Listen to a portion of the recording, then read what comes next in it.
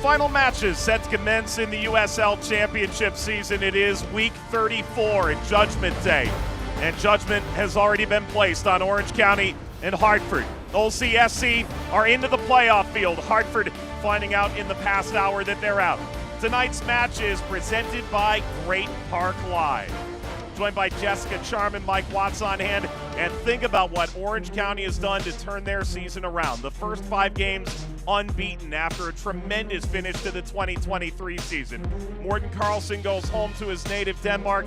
Paul Hardeman named the interim head coach after a 4-year stint as the assistant. But after poor form, he exits. Danny Stone, who had been fired by Phoenix, named the head coach on August 30th. And what's transpired since? Simply remarkable. 7 games unbeaten, 6 clean sheets in that run.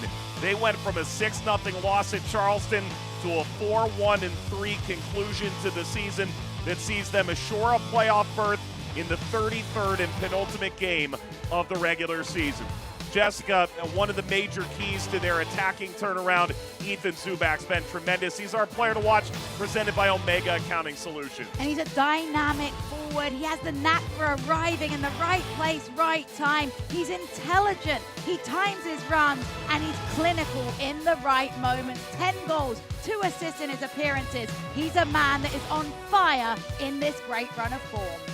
The 26-year-old from Corona helping to turn things around. Meanwhile, for Hartford, the news for them is heartbreaking. Loudoun and Hartford both eliminated tonight as North Carolina defeated Las Vegas 2-1, and Pittsburgh won their match 2-0. And so there's no chance for Hartford to reach the postseason this year, a path that dries up after a tremendous conclusion to the campaign. It's one that Brendan Burke feels has laid the groundwork for something special, unbeaten in 10 of 11. And that's what he's going to be preaching in the locker room before this game. He's going to be saying, look, we can't control our own destiny. It's game over for this year. But this match still has so much importance about building rhythm and preparing for the future. He's proud. The players should be proud of how far they've come. And today is the way to put the cherry on the top of a growing season. 8 goals in the last 11 games for Mamadou Dieng. He has been simply out of this world. He is unstoppable in the attacking third. Anywhere inside the 18-yard box, he can be clinical. You see the aerial presence. He begins to the table. A fantastic finish here with the cheeky little turn. If you find him inside your 18-yard box, there's a good chance he's going to be adding to his 11 goals tonight. The 20-year-old Senegalese striker will try and put a bow on his rookie season. And so we're ready to go from the champ in Orange County. OCSC playing for seeding. Hartford plays for pride, something they never anticipated when the day began. Hartford Athletic at Orange County comes your way next. Just the community aspect of Orange County Soccer Club. And if you want to support local sports and local teams, this is like the definition of a local team. More than just a soccer team, it's more of a huge family that's coming together here to support the one and only professional team that we have here in Orange County. OCSC is just such an amazing place to go with the family on Saturday nights. We look forward to it so much, and we can't get enough of it.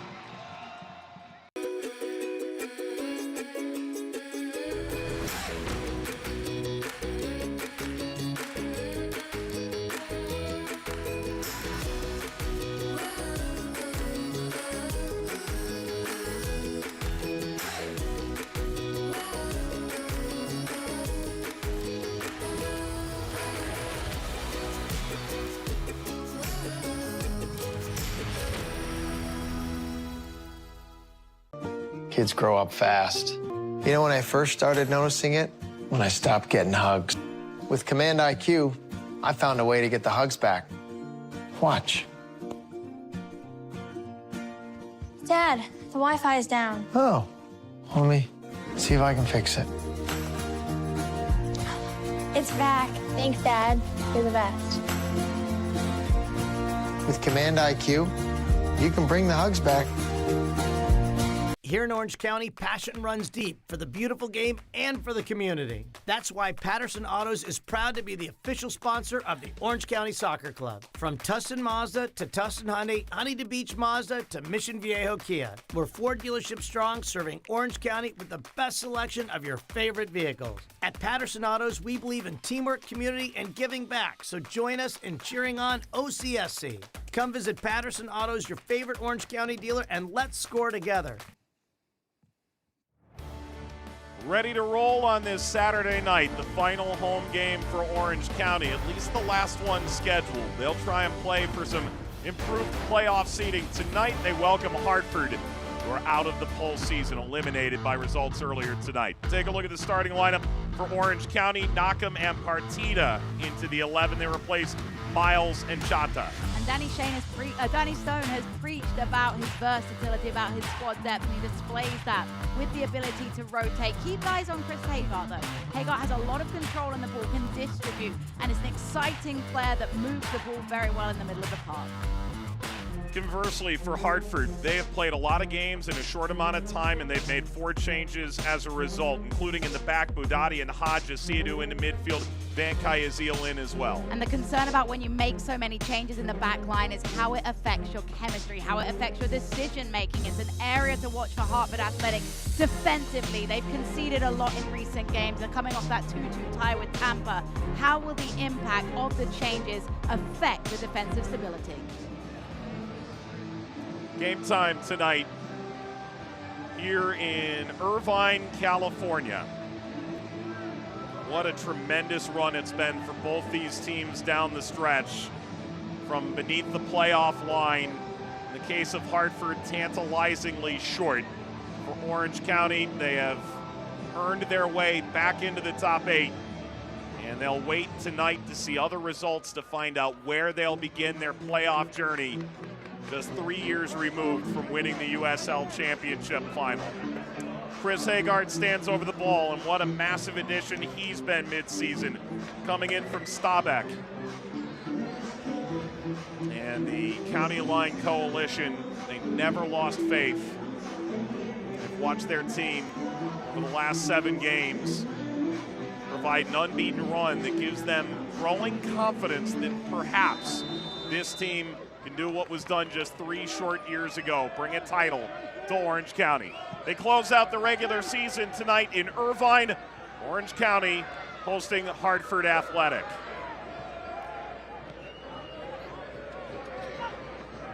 Here's Nakam returning from an injury. Partita returning off suspension for Orange County. You know, once you lock up a playoff spot, Danny Stone was quick to say, we're not going to take any risks injury-wise. We're just going to allow this game to play out, whether we finish 6th, 7th, or 8th. Because it's a fine line between momentum and having your full squad available. You want to go into playoffs with good form, but at the same time, you can't risk sacrificing pivotal players in a game that doesn't have as much weight on it.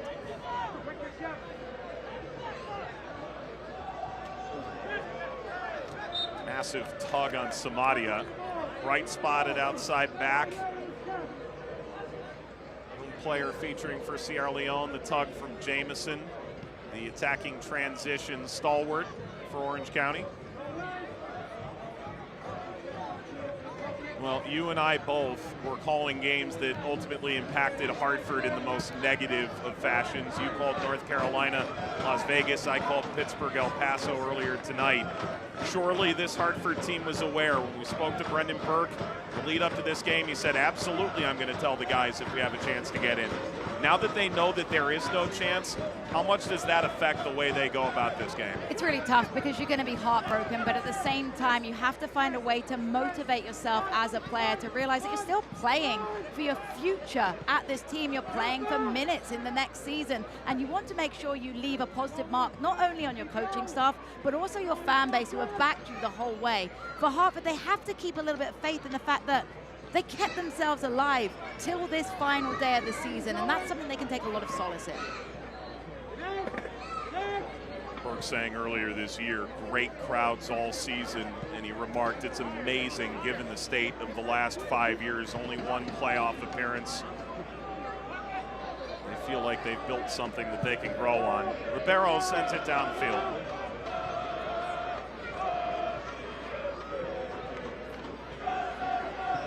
Run in by Kasipli. Given away cheaply to Asiadu. Van Kayazil wide. Yunus Budati playing early. Got by Shuttler, drops to Michi Galina. Orange County fans are well aware of from his time in Colorado Springs, a corner for Hartford Athletic. And with an early set piece, it gives you this opportunity to send in a dangerous delivery into the box. Put it into that zone of uncertainty where the goalkeeper and back line aren't sure who's coming to it. Then you get an opportunity to create. Asiadu to take the corner. Former first-round pick for Atlanta United, spent 5 years in Birmingham. The early signings for Brendan Burke, Sergei Demianchuk. Like to have a discussion here. He's not happy with the crowding on the goalkeeper right now. We talk about goalkeepers being overprotected in the modern age. Referee just telling the defenders and the attackers to be mindful of the positioning in this area. Meanwhile, it's Gnarly who's crowding Asiadu, that giant orange fuzzy monster. Asiadu takes the corner. Skews upward, out toward Dunbar. Didn't quite reach that far. Whip back across from Epps. And soars out to the halfway line. That's good no-nonsense clearance. Sometimes in those areas, once you've watched the ball skip around inside the 18-yard box a couple of times, it's better to just send it clear, allow your back line an opportunity to regroup and push up the field. Here's Marlon Hairston. Samadia.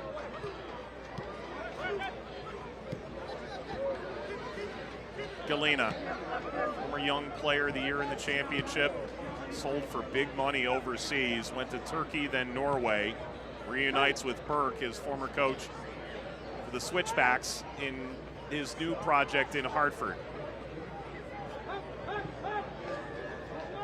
This is really patient possession right now from Hartford. Good ball movement, composure. And as you see them play this way, you have to think the team talk before this game must have included that promise of let's work on our style, let's work on our identity. Scarlett.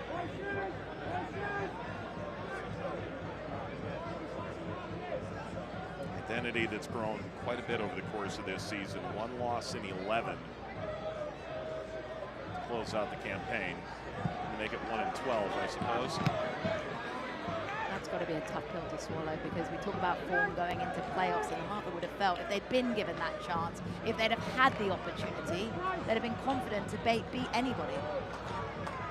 Rolled out by Dunbar, that's off the mark.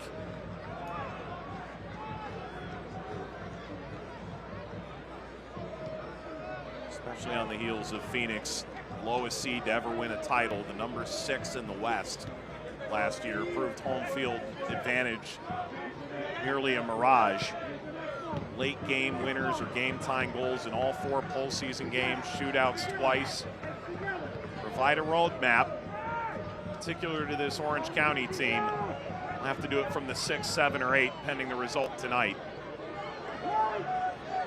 Chasing this down, Dieng. 11 goals in 17 games since being inserted to the starting lineup. Absolutely explosive in and around that 18-yard box. All of 11 his goals have been in that region, inside the box. He's a poacher. What I love about his goals as well is the diversity of the finishes. Headers, tap-ins, rockets. He's got it all in his locker. The only regret, Brendan Burke said this season, was not starting him sooner. Wanted to allow him to watch Romario Williams. Ultimately moved Williams out mid-season. Ball knocked down ably by Ribeiro, with Zubac chasing in. Ribeiro, the Brazilian who came in from Lisbon. You expect him to feel comfortable to do that. I don't know that it felt so comfortable while it happened. It ended up looking on purpose, but I'm not sure if that cushion was deliberate in that moment, but it was good aggressive starting position from the goalkeeper, and that's where those sort of challenges begin, with the aggressive starting position and being comfortable playing high off your line. The modern day goalkeeper has evolved. Ball touched down by Kasipli. Deflection off the clearance from Budati.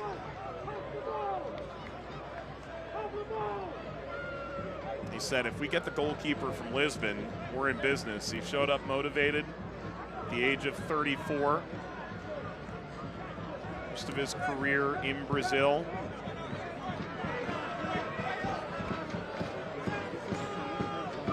Drops here to Galina, the Seydou. Samadia pushing forward from the left fullback. Drives the cross. Nobody home still. It's Marcus Epps. Udati turning through Van Kayazil. Epps, service for Diang. Epps once more, denied by Dogman, but got the cross away now. Seydou won't get there in time. Sent high for Hagard. A good initial phase of play from Hartford in and around the 18-yard box. A couple of decent deliveries into the box, but need someone poaching at that back post area. That ball can't drop on the back post without anybody challenging.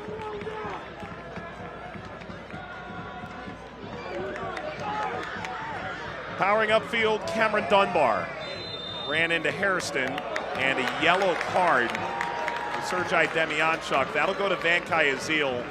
He was coming in off the left side, appeared to get the arm and then the torso of Dunbar. Van Kayazil feels hard done by in this moment. We'll take a little peek. And the reason the referees opted for the yellow is the pace that this counter-attack is going on. He's deemed it as a moment that has broken down a promising attack and therefore warrants the yellow card. Van Kayazil's 6th yellow in 28 games. Twice all-league in Pittsburgh, but a rather nomadic experience since. Taken short by Orange County. Partida. Owen Lamb. Lamb seeking Zuback. That's a hair high. And Epps finding Galina. It's behind Diang. You see the frustration from Diang in that moment because he makes a good movement towards the play and he's been able to draw a little bit of space. If that passes into him, he has the space to turn and run. It needs to be a crisper service into a checking Diang.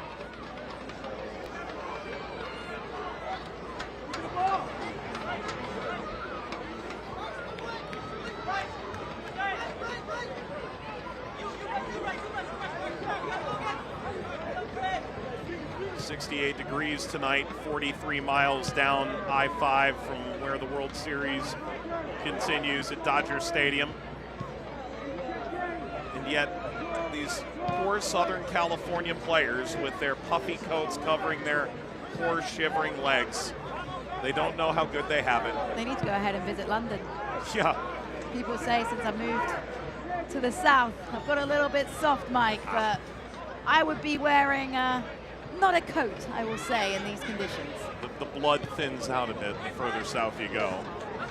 Has been funny seeing some of the Scottish players that have come in the last couple of years getting reacquainted with what 12 hours of sunshine a day will do. I'm hoping they're using factor 50. Minimum.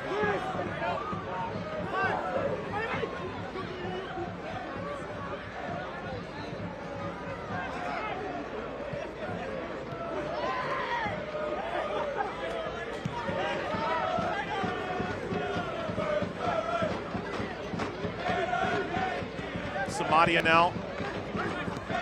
Past the 10-minute mark tonight. Ball gets out. Tonight's keys to the game presented by Patterson Auto for Orange County. Still have something to play for. You've got a stadium full of fans, right? And that's exactly it. You know you're not going to get the opportunity to host in playoffs, so it's all about going out on a bang, utilizing your home field advantage one last time. Meanwhile, Hartford harder and harder to keep focused tonight the way it's gone. Diang chasing. It's tough, but you've got to face that adversity and you've got to find that little bit of belief inside of you to keep playing and to keep finding a reason to be determined into this game, as difficult as it is. Here's Lamb. You know, if you're Hartford, the disappointment, I'd say it's three-pronged. It's about 100-pronged. Some of this they've ultimately done to themselves. A difficult launching point in year one. A ton of new faces. Barely kept anybody around from last year's team that sputtered to the bottom of the East. Just 4 wins, 24 losses, and 6 draws, primarily with Tab Ramos at the helm. If you talk to members of their front office, they'll bemoan the number of points they felt slipping away. Some of their own doing some by way of a ill-timed whistle. Here's Lamb crossing, met by Hartford. Just in this past week, Hurricane Helene forcing the postponement of their game against Tampa Bay caused them to play midweek in Bradenton. Brendan Burke sent off before halftime, displaying his dismay for having been potentially robbed of 2 penalties by their belief. Ultimately, that saw them take just a singular point that leaves them with no path forward tonight. And then the fact that they've had to travel 6,000 miles over the last 7 days from Hartford to Tulsa to Tampa to Orange County. Samadia keeping it alive around Jamison, swung the cross. But all in all, it looks like they've been up to the challenge tonight with all that in mind. They don't look like a side that played midweek. There's freshness in this squad, some of that due to the changes and players feeling motivated to prove a point, but I'm impressed with the mindset going into this game. Down by Shuttler, nor a team that found out either in the locker room or on the bus ride over they would not have a chance to win and get in tonight. There is not Brendan Burke. That's Aaron Wheeler. Brendan Burke pulled out of retirement into Colorado Springs. He's the acting head coach tonight. Brendan Burke is in the building but not involved in the technical area after the red card he received against Tampa Bay. You know, I asked him, did you ever think you'd be handing the reins over on this final day of the season, Aaron Wheeler, when you convinced him and his wife to move from Arizona after 5 years retirement to pick up and play in Colorado Springs? So I never thought I'd be out for a red card, but I did know that he had that in his bag. And it's a good way to get an opportunity right now in some ways that the game doesn't quite mean as much. He's getting a chance to lead this side. He's getting an opportunity to have the influence, to have the trust. But unfortunately, the game doesn't have the same implications as they would have hoped going into this matchup. And surely you've been around this game long enough. He knows what Brendan Burke's anticipating. If you go up a goal, down a goal, this is all discussed in advance. Yeah, all these scenarios will have been discussed. They'll have written it down. They'll have had conversations. They'll have watched films. It's basically like Burke's in his ear without breaking any rules. Indeed. Well put. Epps pulls this back. I did a CONCACAF Champions League game once where the Mexican manager was sitting with a radio in his hand after being sent off. Everyone was wondering how this could possibly be. It's because it's CONCACAF. There's not a better reason. I've definitely seen coaches with their mobile phones out and they're not checking Snapchat. I doubt that very much. You said you weren't great with the pop culture references, but or that past partners aren't, but the fact that I've picked up on your Snapchat drop means that I've joined your generation. You'll love to see it. Apparently you're only a year older than me. Just by this much. Quarter hour gone tonight in Irvine.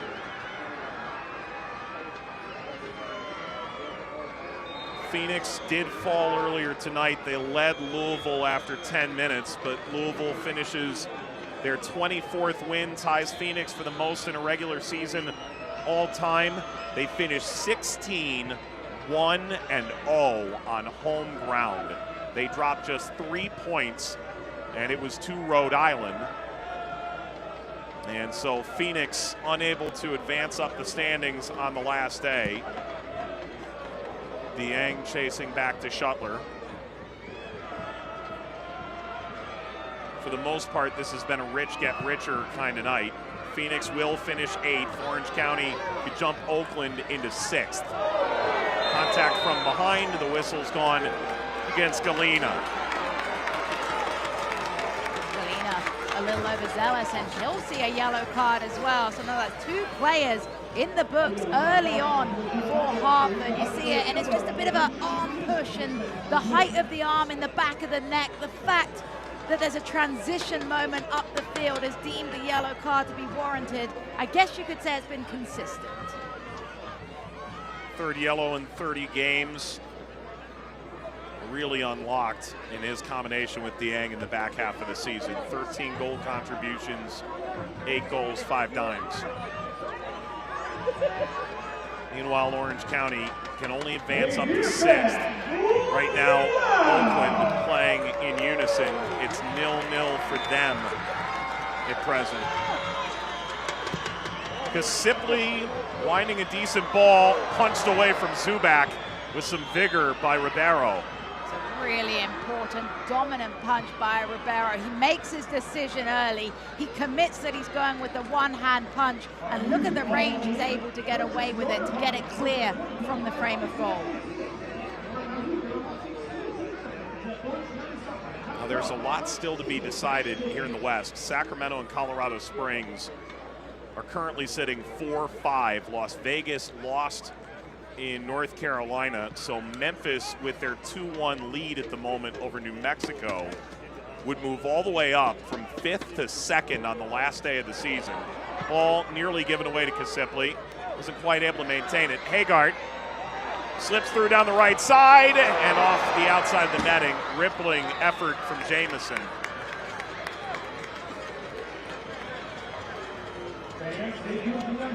Well, this all starts with a poor giveaway in the back from Hartford. They nearly paid the ultimate price.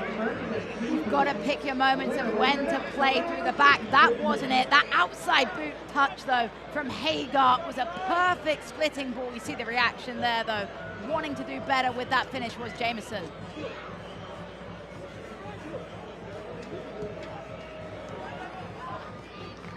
Straight up the gut by Siadu. Galena turns at full sprint. Jamison in his back pocket, tried to slice inside, comes to Partida. Galena given a little bit too much space to run into there. It wasn't until he reached the 18-yard box that Orange County initiated the challenge. Would like to see someone step to him a little quicker to prevent that transition up the field.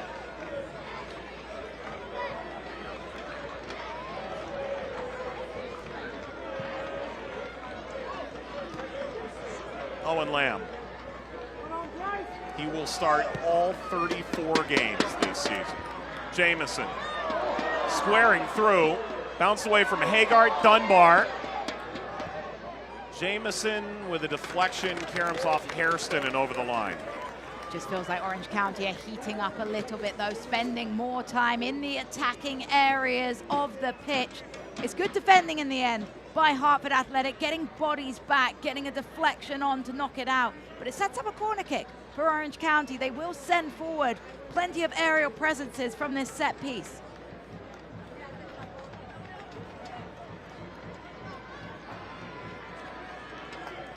Including the return of Marcus Knockham, the lumbering center back. City side fiber corner to Orange County. Kasipli. Off that of Diang. Settling touch, ultimately a decent lead. Contact in the penalty area with no whistle. Got the ball, Sergei Demianchuk immediately references. An area of Diang's game we don't talk enough about is on the defensive side of the ball. We talk a lot about his involvement in the attacking 18, but there with a great defensive 18 play. Off to cross field, Jamison inside, comes back Hagart. No one willing to settle this. Ultimately Dunbar. Give and go, Dunbar on the other end, knocked down by Ribeiro, and he holds on. That became some scintillating football from Orange County. The give and go is tremendous in this moment. The interchange between them, dinking it forwards. In the end, it's a good save from the goalkeeper who comes out with the big save. Offside flag raised on Marcus Epps.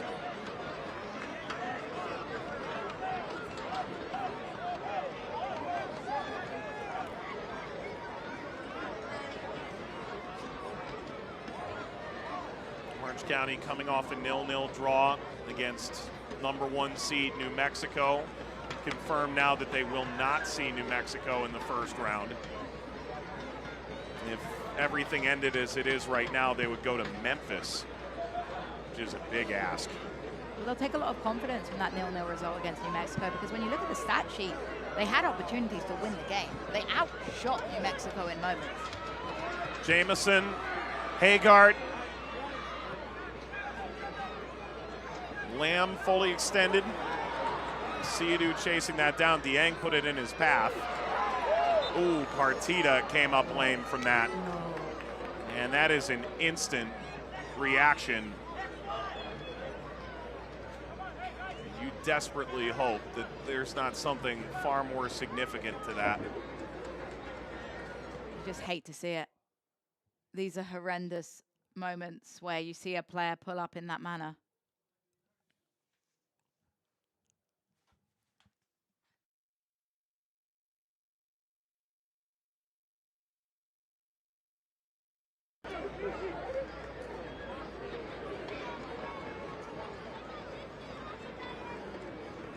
Apologize for some technical difficulties with the video there.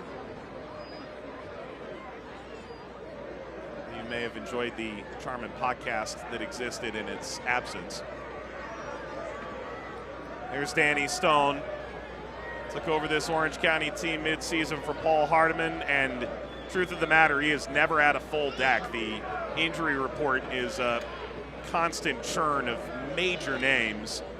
Took over on August 29th, 4 wins, a loss, a couple draws. Tremendous run of form. But when you look at tonight's injury report presented by Zolfagari Law Firm, Scott is the critical piece of your midfield. If he's not available, Partida is. He's coming off suspension. Brian Olowski might be the most electric counterbalance that you have to Bryce Jamieson. You look down the list tonight, you just got Asensio back, who was out since March 31st and is available off the bench. Thomas Among is your second leading scorer. He's out tonight. So you do the math, whether it's Paul Hardiman or it's been Danny Stone, you're trying to get blood from a stone the entire season. It pushes you to your limits as a manager because you have to find ways to turn players into different positional pieces. But that's why they preach now all the time. Versatility as a player is vital. You have to be comfortable playing in a range of positions because it makes you so much more valuable as a player to a coach. And I think it's such a credit to Danny Stone that he's been able to, even with all the adversity that he's faced since arriving in August, find ways to make this Orange County side successful, even when that injury report is growing. And Thomas Among, it should be noted, is available tonight. He's only played in 17 games, but not quite fit to start. And so Partida, if there's any good news, is able to walk this off. Has only managed to play in 15 games this season. He is a guaranteed starter when he's fully healthy. Missed the better part of 4 months. Had a coach who once said, he plays with so much energy, I'm tired just watching him on tape. And those are the sorts of players that moments like this hurt even more for, because you know they give everything for your team. They do give everything when they have the opportunity, and body language tells you the full story for Partida, that he's got a lot of concern about what's happened, and the minute he reacted to that injury, you knew it was a moment to be concerned for Partida. Well, they will bring him off now 25 minutes in. Ashish Chata comes on in his stead. He started most of the year in his place, and he's just trying to be able to get his shin guards in before he goes. Substitutions are brought to you by MedEquip. Partida, who just returned from a red card suspension, taken out of the game 25 minutes in. First sub, first window either way. The good news is you've got an experienced player that has featured a lot, understands what you're looking to do coming in as Partida goes straight down the tunnel. Of note, Oakland has just fallen behind of Birmingham, so now Orange County and Oakland are level on 44 points. Oakland won both meetings between the teams this year, so they own the head-to-head. Oakland in 6th, Orange County remain in 7th.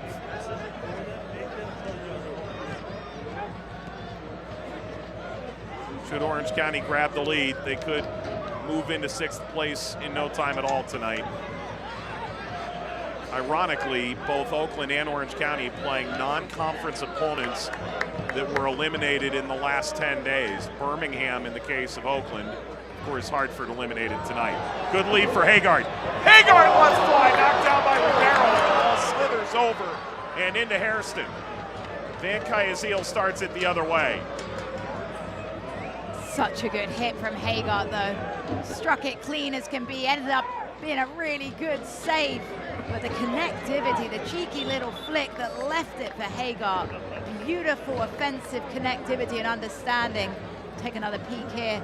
Look at that for a flick, and then Hagar puts his head down, drives it. He'll feel disappointed, you see in the reaction. Yes, he is disappointed. There's proof.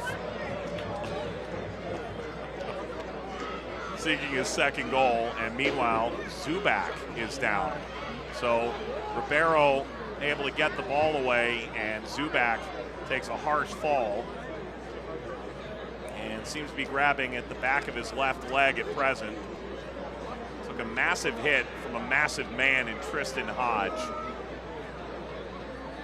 Big Hartford center back coming across his face. Watch number 5 make collision here. It looks like a knocking of knees. And then he goes down holding his hammy as well. So it's a perfect storm. And Danny Stone has to be wondering, what more can I do in this moment? You mentioned our conversation where he said, I'm not going to take any risks. I want to make sure I'm fully fit. And now he's having to watch the fact that he might have to make 2 injury subs within the first half hour. Well, it's a bit of a disaster here ongoing for Orange County from an injury perspective. Should Zubak not be able to continue? You mentioned Among available, but there is no way they were planning to play him 60 minutes tonight. There's the motion from the referee that they will have to make a change. And Orange County has been snake bit by watching 2 Sharpie starters, their leading scorer Ethan Zubak, and maybe their most contentious midfield choice in Kevin Partita, go off in a 10-minute span. And on the eve of the postseason. Timings don't get much worse for injuries, and we'll get another look at this big moment from Hagar and another angle at the collision.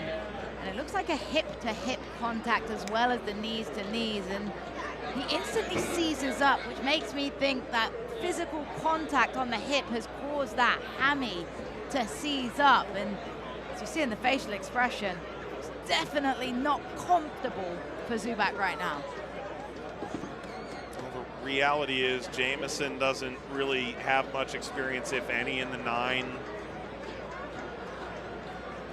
Nor Dunbar. You don't have much of a number 9 on the bench because of Among coming off that injury. You can't anticipate he's going to be good for 60. Zubak helped up.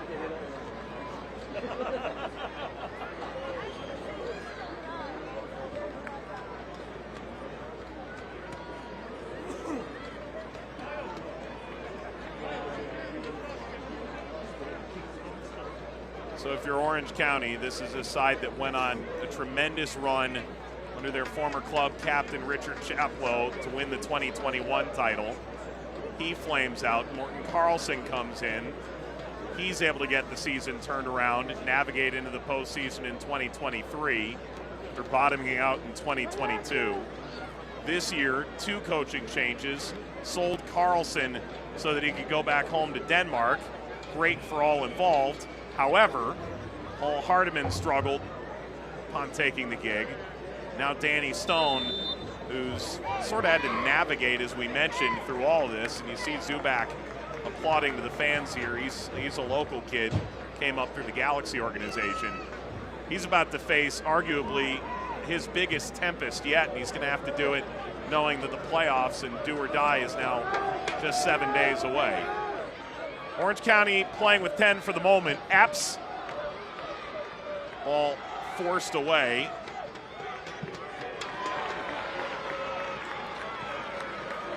Absolutely brutal. It's just been such a turbulent year already, and just as it seems like Orange County's finding some stability, finding some rhythm, getting an opportunity to bring some players back and be available, they get struck with this. Again.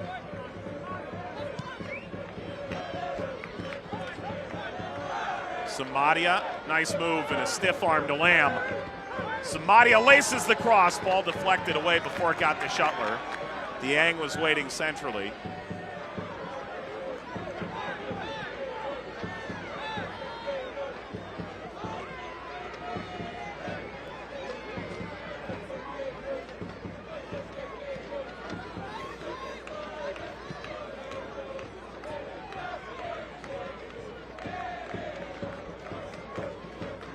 Pedro Gumaretz is set to come in, the 16-year-old California native that was brought in from LAFC's academy earlier this year. Square ball that Galena bid on. Haggard. So that's going to come with a tactical change, one would imagine. Here comes Jamison. Hodge, combative standing tackle. Long diagonal that opens up Galena. Galena gliding, touching across. Dieng was waiting, touched out. Defensive structure has been really good for OC in and around their 18-yard box. You see it there, a vital stab away.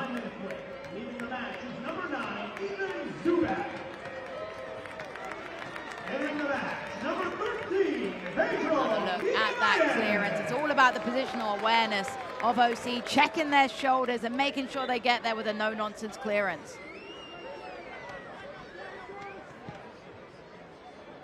Change brought to you by MetaQuip.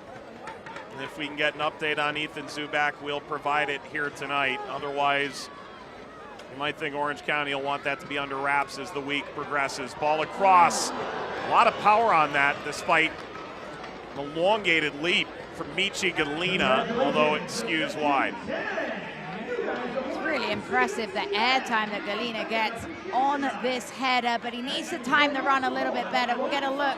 It's a cross on the byline, cut back, and as he gets up, it ends up being two players challenging for the same ball, which impacts Galena's ability to run cleanly on the header.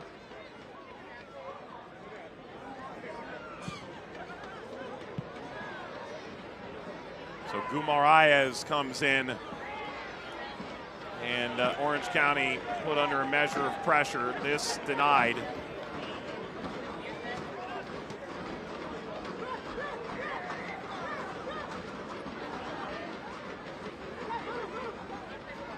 Spinning over the select ball, Galena triple teamed, which is an all too familiar sight. And a throw to Orange County. Select is the official match ball supplier, the USL Championship and many elite leagues throughout Europe.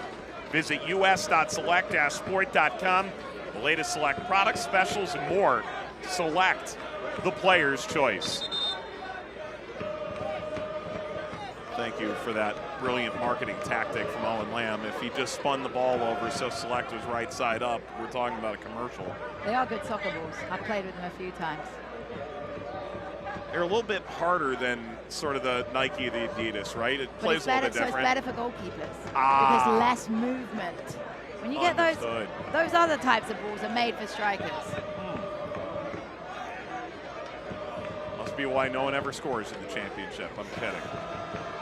Chaotic year, perhaps as we've ever had the 2014 championship this season. But we now know all 16 entrants to the championship playoffs. We knew 14 coming into the night. Ultimately, it's Pittsburgh and North Carolina that wrap up the last two seeds in the East. Massive tackle from Budati. Budati uses everything he's got, and now he's set a potential counter. He's running alongside Epps. Provides the overlap ball inside. Galena got a touch. Falls to Asiadu. Asiadu blockaded. Keeps turning. Dieng got the shot away. It's wide. And that'll escape beneath the bleacher. It takes this much space for Mamadou Dieng to get a shot away. It's a really good transitional play, but I think Asiadu takes too long here. He almost shapes up to take the strike, but he wants to get it back on his right foot, and he ends up in a little bit of trouble. But then you see, as you mentioned, the space it takes, which is very little for Dieng to be able to turn and burn and take a clean strike. It wasn't too far for connecting in that bottom corner. Brought him in from Elite Falcons in the United Arab Emirates. Mamadou Dieng came out of nowhere. 20-year-old forward who's really the first test case for this Hartford team. The reality for Orange County is they've moved multiple players for six-figure, potential future seven-figure sums over the last couple of years and really proven to the whole league that there's a path for that. The other guy who really spearheaded that elsewhere in the league, you could say Louisville's done it to good effect. But really, it was what Brendan Burke did at Bethlehem, bringing in guys like McKenzie, and I mean, we're talking mid-7-figure guys, but got Galena through Colorado Springs for a 6-figure sum to Turkey, and you could argue Dieng is on a path at just the age of 20, that if he has a good season next year, Hartford may be financially reaping the reward. And that's the business part of the game. It's about identifying raw talent, building them up, and then selling them for a profit to help you build your club even further to find the next diamond in the rough. I'm not saying you can run a club solely on incoming transfer fees consistently every year. Sometimes you're going to get it right and sometimes you're not. But anywhere else in the world, the second division is buoyed by those fees. Such the case, hopefully, for the championship going forward. Look at Fidel Barajas, right? He gets the sale to Real Salt Lake. Money's okay, but if you do a 15, 20%, whatever the number ended up being, sell on, and he goes to Chivas, now Charleston got paid. And that's where the contractual negotiations are so important these days, though, to make sure you get that line of the sell-on clause. My club, Reading, is making a lot of money off a big selling point. So I understand it. It's hard as a fan because you want to see your best players stay with you. But there's a point where you have to let them go and instead see the benefit on the financial side versus the impact they can have on a field for you. Oliver Weiss led the way for Orange County for that over past years. He moves to the league office. Peter Nugent leading the way in that department now for Orange County, in between Ashton Miles and Bryce Jameson. Who knows, maybe Marias could be that next guy as well. Orange County's got some big ticket assets that may well be on their books right now. You can see the frustration from Wheeler at the lack of a call, although it's come now. Hagart spins to the ground. Samadi has gone to check on him. Seems to come in peace, however. Yeah, I think Hagart got a glancing blow to the face as he stepped to the challenge. He'll appeal to the referee. He'll see a yellow card either way for his initiating of the foul. We get another peek at what happens in this moment. Hagart grabbing the jersey and then an accidental contact into his eye. But for Chris Hagart, he's got to be smarter than that. He's an experienced player. And when you've seen the bar that the referee has set for the yellow card, you can't be breaking up counterattacks that are needless. They weren't going anywhere, just slow them down. Hagart from San Diego came up in part through the Galaxy Academy before going to Georgetown, part of their national championship team in 2020. And then I know you're familiar with him from his time in Charlotte, although 3 loans saw him get a lot of experience away from the Queen City. Yeah, it was a tough blow for him, really, because with the turbulent times at Charlotte FC, different managers liked parts that they saw from him, but he could never find the consistent run. All bouncing through for Dunbar, although it's ushered out here by Scarlett. I mean, that's sort of the issue, right? I mean, I think Orange County more or less has gotten this right. They've brought in from within for the most part, but guys that understand what the mission of the club is. In the case of a club like Charlotte, and you can say this about hundreds of clubs worldwide, when there's sort of this constant churn of how you want to go about your overarching business, that's a whole different kettle of fish than saying you went from Morton Carlson to Paul Hardiman, now to Danny Stone. Yeah, the stability factor changes things, and I think for Chris Hagart, he was the right player at the wrong time in a lot of ways, and this is a good move for his career. He made the leap overseas. That didn't necessarily figure out. Now he's back in America, making a name for himself, playing consistently, which is so important as he's still a young player. And what I think is most exciting about Hagart is being able to face the adversity and the disappointment and still be performing well. Slipped through by Dieng, had Galena available. He's trying to cut off service back to Shuttler. And Shuttler coughs it up. Budati charging, cutting back, nobody there. Chata came on for the injured Kevin Partita.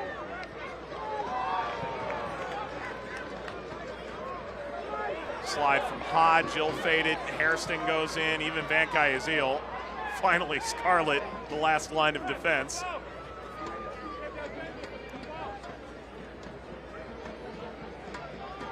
Approaching halftime tonight in Irvine.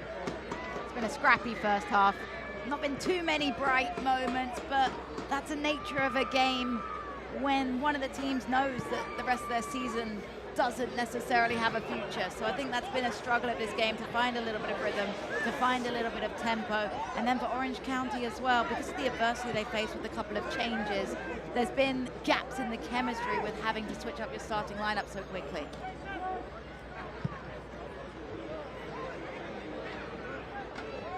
Comes all the way down.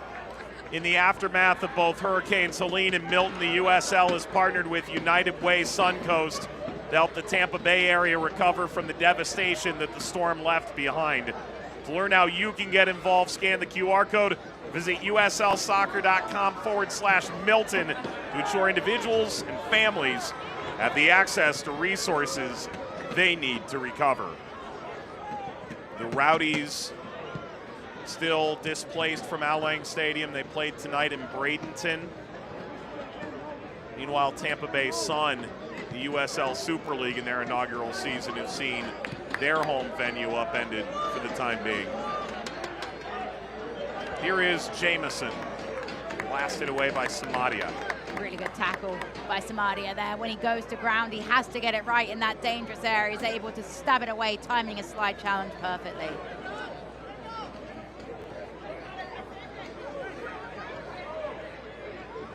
Chata flex kindly, but past Jamison. He was about a step too far from having that be really beneficial.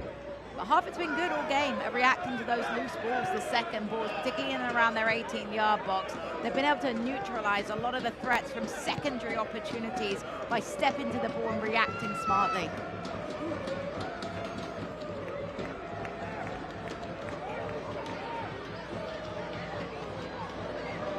Watch out, Dunbar. Deflected. Kept alive, set up by Hagart, and that'll get out. Orange County SC would like to thank tonight's official match sponsor, Great Park Live. Great Park Live hosting Grammy Award-winning rapper Ludacris on November 22nd, featuring the Yin Yang Twins. Head over to greatparklive.com to grab your tickets. Talking about Ludacris, I'm expecting a State Farm commercial to pop out. You can't get too far on your television these days without running into that. Did someone say Ludacris? I don't watch much TV. No. Ball sent toward goal. That'll get wide. Well, luckily Rivera wasn't staring off in the distance. Ensured that Dunbar wasn't able to sneak that inside the post, although it's wide regardless. Stoppage time brought to you by Zolfagari Law. 5 added minutes. As expected, with the injury stoppages that we saw, that added time. I don't think either team really would care for all this extra time. They probably want to get back into that locker room and address the things they've seen on the pitch, because it hasn't led to much creativity in this moment. Meanwhile, Orange County trying to get back. Hagart cuts inside. Hagart plays square. Ball blasted in frame. That's off target. Options galore centrally for Ryan Dogman, who came up off the left-hand side. It ends up being a clean strike from Dogman. Chris Hagart with a beautiful cutback, intricate footwork, lays it off nicely. It's a narrow angle. It's going to take perfection from Dogman from that angle to be able to find the back of the net. Doesn't miss by too much though.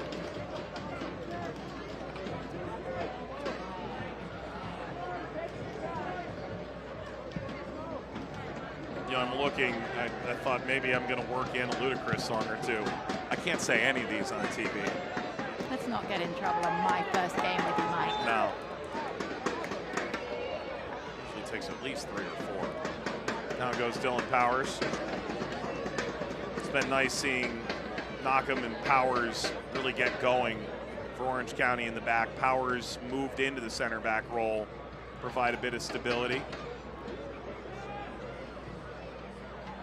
Dunbar the target. He's moved more central since Zubak's departure. Asiadu.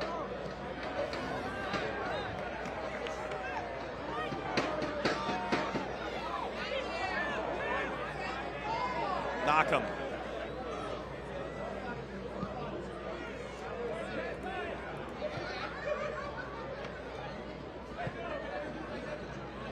Exchange places with Chata, provide some coverage to the top of the 18.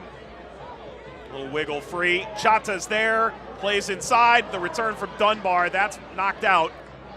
Still it's on here. Tough slide. That's Hairston outside the 18-yard box. He knew precisely where he was when he got all of Chris Hagard. Free kick. It's a really smart decision in the end on committing that foul right before Hagard's able to tightrope into the 18-yard box. Still sets up a very dangerous opportunity, but far less dangerous than going to 12 yards out. In the end, a smart foul to prevent Hagard weaving through into the box.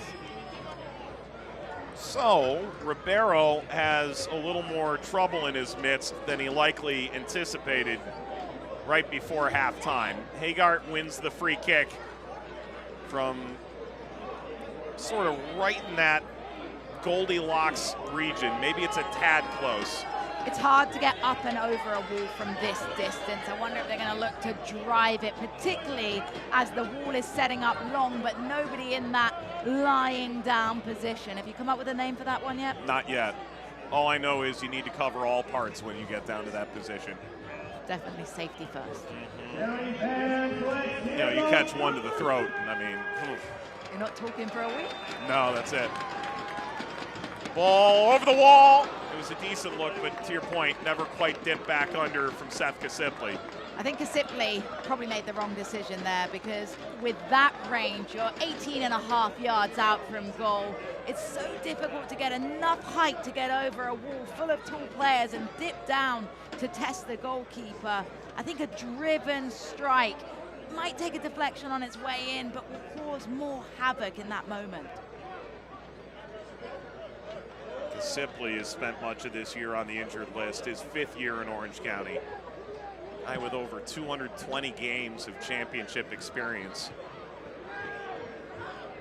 And now if he went into a so-called USL Hall of Fame, he might be going in an Orange County jersey after those great years in Reno. It is halftime tonight. Orange County wounded, 2 major injuries. Zubak and Partita both go down, but they do go into the break on level terms with Hartford. Feels like an even result. It was evenly matched across the field in many ways, but the biggest loss for Orange County right now is the injuries that they've suffered. Danny Stone will have to drill into his team its next man up mentality in grinding out a result for momentum.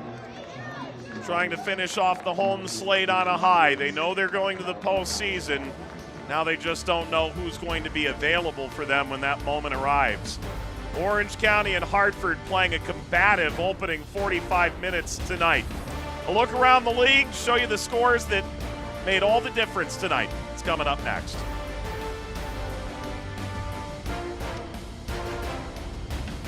I'm Jay, and as founder of Omega, I understand that as a business owner, you've got a lot in your mind. Let the tax credit ninjas at Omega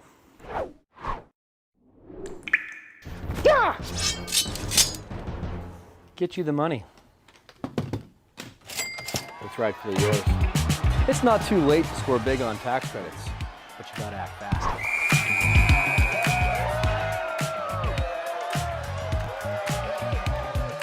Here in Orange County, passion runs deep for the beautiful game and for the community. That's why Patterson Autos is proud to be the official sponsor of the Orange County Soccer Club. From Tustin Mazda to Tustin Hyundai, Huntington Beach Mazda to Mission Viejo Kia. We're 4 dealerships strong, serving Orange County with the best selection of your favorite vehicles. At Patterson Autos, we believe in teamwork, community, and giving back, so join us in cheering on OCSC. Come visit Patterson Autos, your favorite Orange County dealer, and let's score together.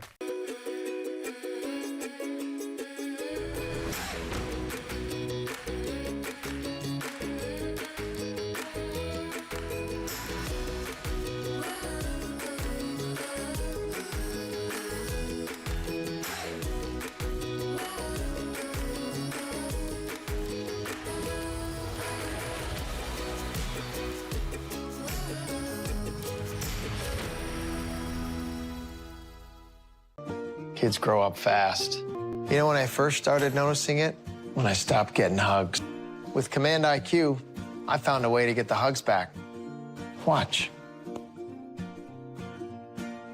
Dad, the Wi-Fi is down. Oh, let me see if I can fix it. It's back. Thanks, Dad. You're the best. With Command IQ, you can bring the hugs back. Tonight's halftime is presented by IPA Physio, the official physical therapists of OCSC. Fun night, a lot of Dodger jerseys in attendance tonight. The real story tonight, however, in the championship comes from the Eastern Conference. We start with Pittsburgh. It was win and in for them. They held all the tiebreakers to get the opening goal from Edward Kizza. He's now scored in 5 consecutive games. Ricky Ruiz, an own goal at the near post. The Hounds into the number 7 seed for Pittsburgh.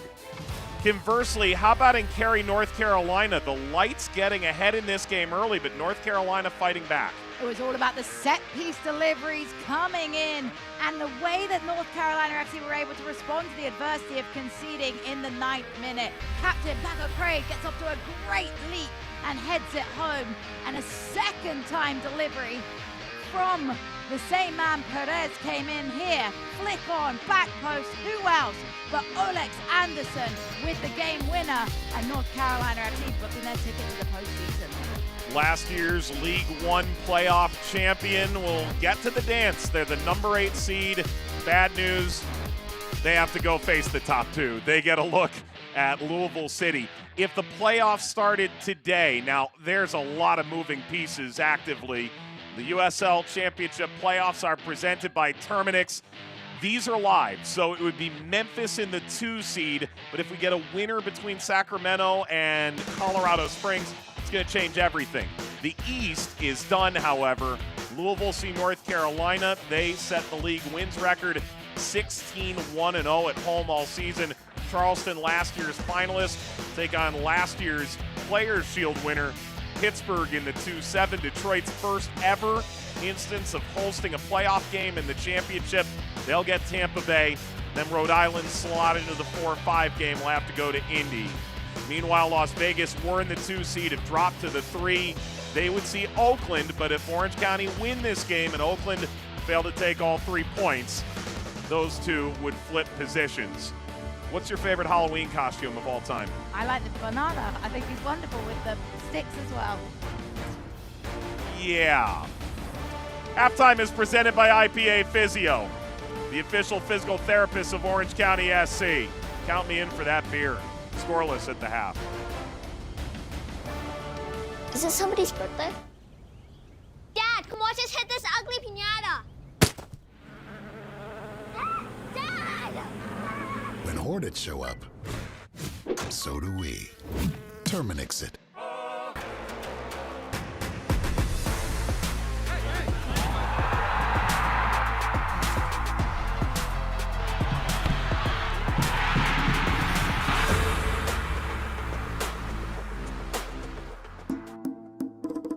New flavors, the same traditions. Be the guest of honor. Add more flavor to your parties.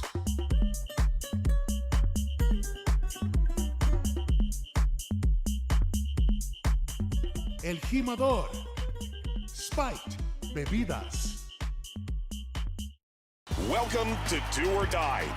Welcome to stories that give meaning to it all. The juggernaut chasing history. The hero hoping for a Hollywood ending.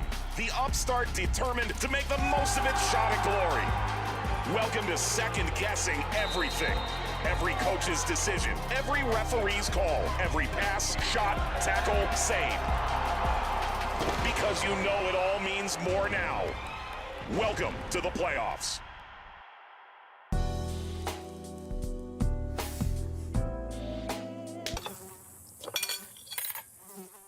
When mosquitoes show up, so do we. Terminix it. Yeah, trick. I said what what they said. I'd rather be famous instead.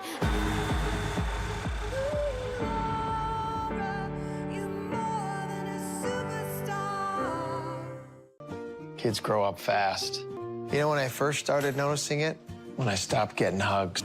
With Command IQ, I found a way to get the hugs back. Watch. Dad, the Wi-Fi is down. Oh, let me see if I can fix it. It's back. Thanks, Dad. You're the best. With Command IQ, you can bring the hugs back.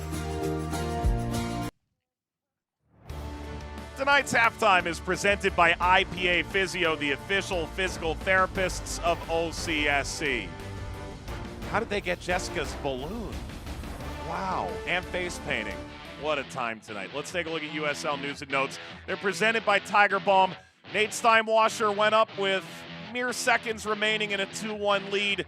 Scores the 3-1 insurance. Penalty kick. It ultimately is the second goalkeeper to score this season after Colin Shuttler, the first to score a penalty in the regular season. Enzo gets to the 50 assist mark, 5th player in championship history to do it. And Rhode Island, 15 draws, most in league history. Usually it's death by 1,000 draws. That merely kept them afloat long enough to ultimately reach the 5 seed in the Eastern Conference in their expansion season. Take a look at scores around the league. Loudon was eliminated by Charleston earlier tonight as the Battery had nothing to play for from the 2 seed. The Rowdies grab a 3-0 win over Indy, had a chance at a home game had they won midweek against Hartford, failed to do so, and so Indy retained the 4th seed. Pittsburgh got in on a win-and-in against El Paso. Louisville, 4 unanswered goals after Phoenix opened the scoring in the 8th minute. Multiple goals from Wilson Harris. North Carolina seals their playoff spot 2-1 over Las Vegas, and Phoenix put themselves in position to grab the 2 seed. New Mexico's slide continues since they locked up the number 1 seed. Meanwhile, Tulsa and Monterey Bay was the only game that came in with no seeding implications coming into the evening.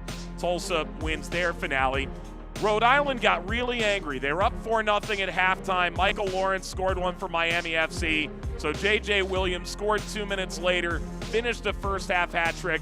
Rhode Island scored goals number 82, 83, 84, 85, 86, 87, 88, and 89 against Miami this season. Detroit creamed San Antonio 4-1 to hold on to the 3 seed. Birmingham blowing out Oakland 3-0 at halftime. Sacramento and Colorado Springs in a cagey 0-0 halftime affair.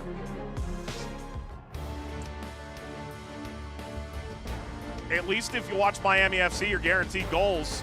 You're also guaranteed to lose the game. They only had 11 points this year. Orange County's going to the playoffs. Hartford was right at the line. We'll show you the highlights from this humdinger when we come back.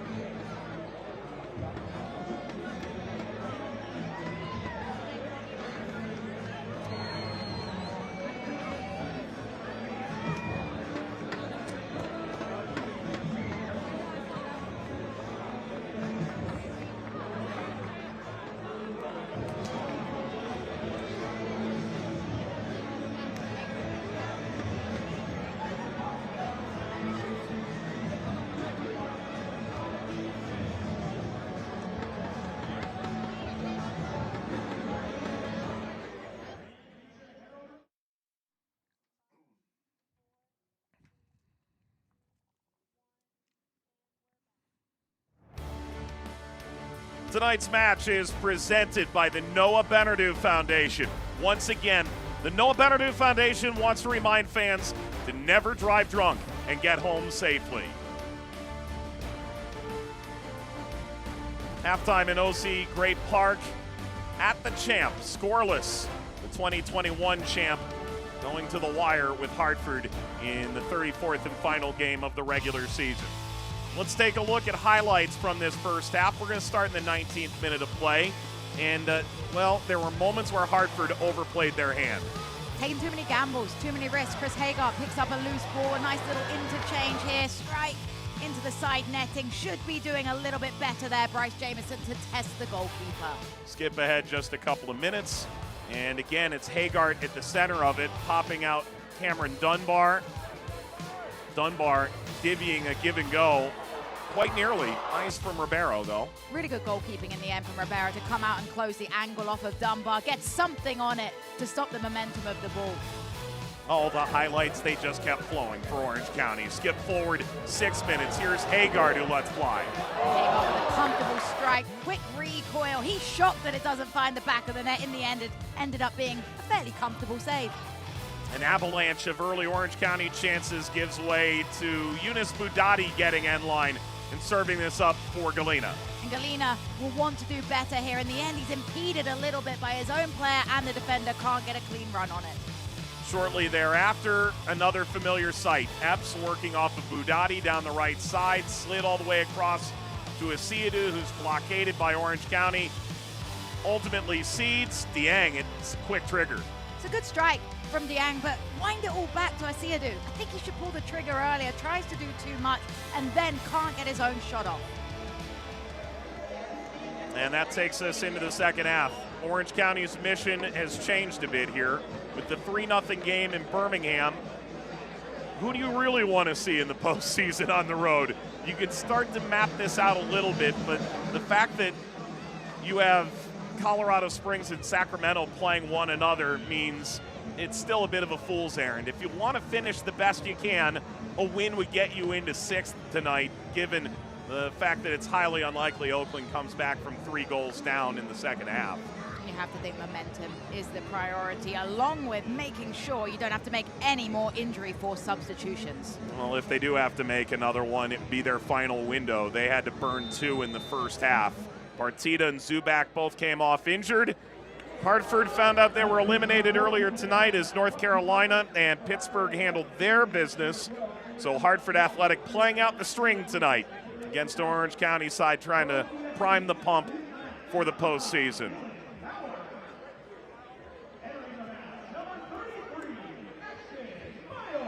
Ashton Miles coming on at halftime here. They'll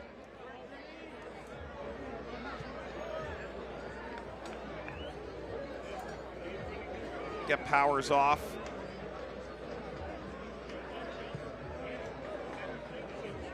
The other part about making that sub for Orange County, you mentioned the sub windows, making sure you do it at the halftime break to avoid burning into another window. Smart call. Subs are brought to you by MetaQuip tonight as Siadu comes off and Osmanu comes on in his stead.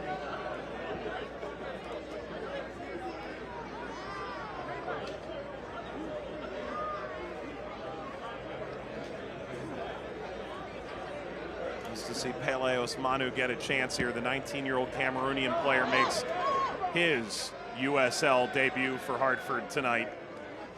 Long-term deal with an opportunity to prove himself. Came in from Elite Falcons. Mentioned that's where Mamadou Dieng came from in the United Arab Emirates.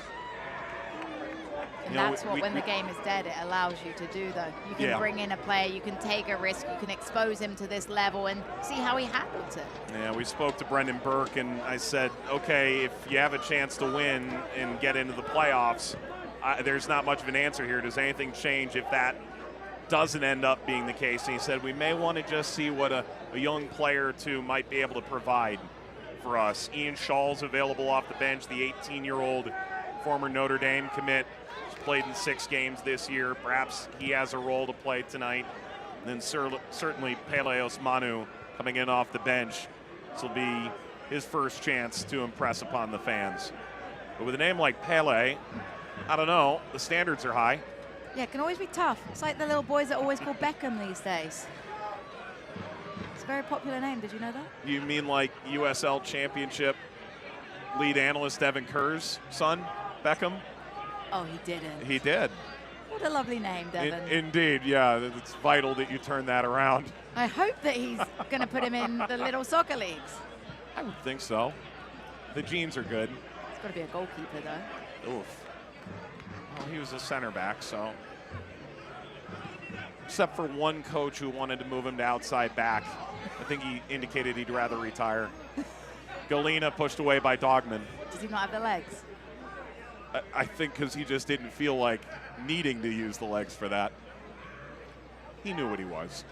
He knows what he is. Anywho, Orange County whittling out of pressure. Good to see Ashton Miles get a little more extended time here after starting last week. His 27th appearance, 9th off the bench. The 20-year-old from Huntington Beach. He knows what he is, a center back. Catch my drift? You know these day of age, though. People get converted into centre backs all the time. It's okay. Yep. You've got to be versatile. That's the key to an elite professional these days, being able to be utilized in many different avenues of play. This ball sneak out. Are you all in? Purchase your deposit toward a 2025 Orange County SC season ticket. Learn how you can unlock exclusive benefits at orangecounysoccer.com/season-tickets tonight.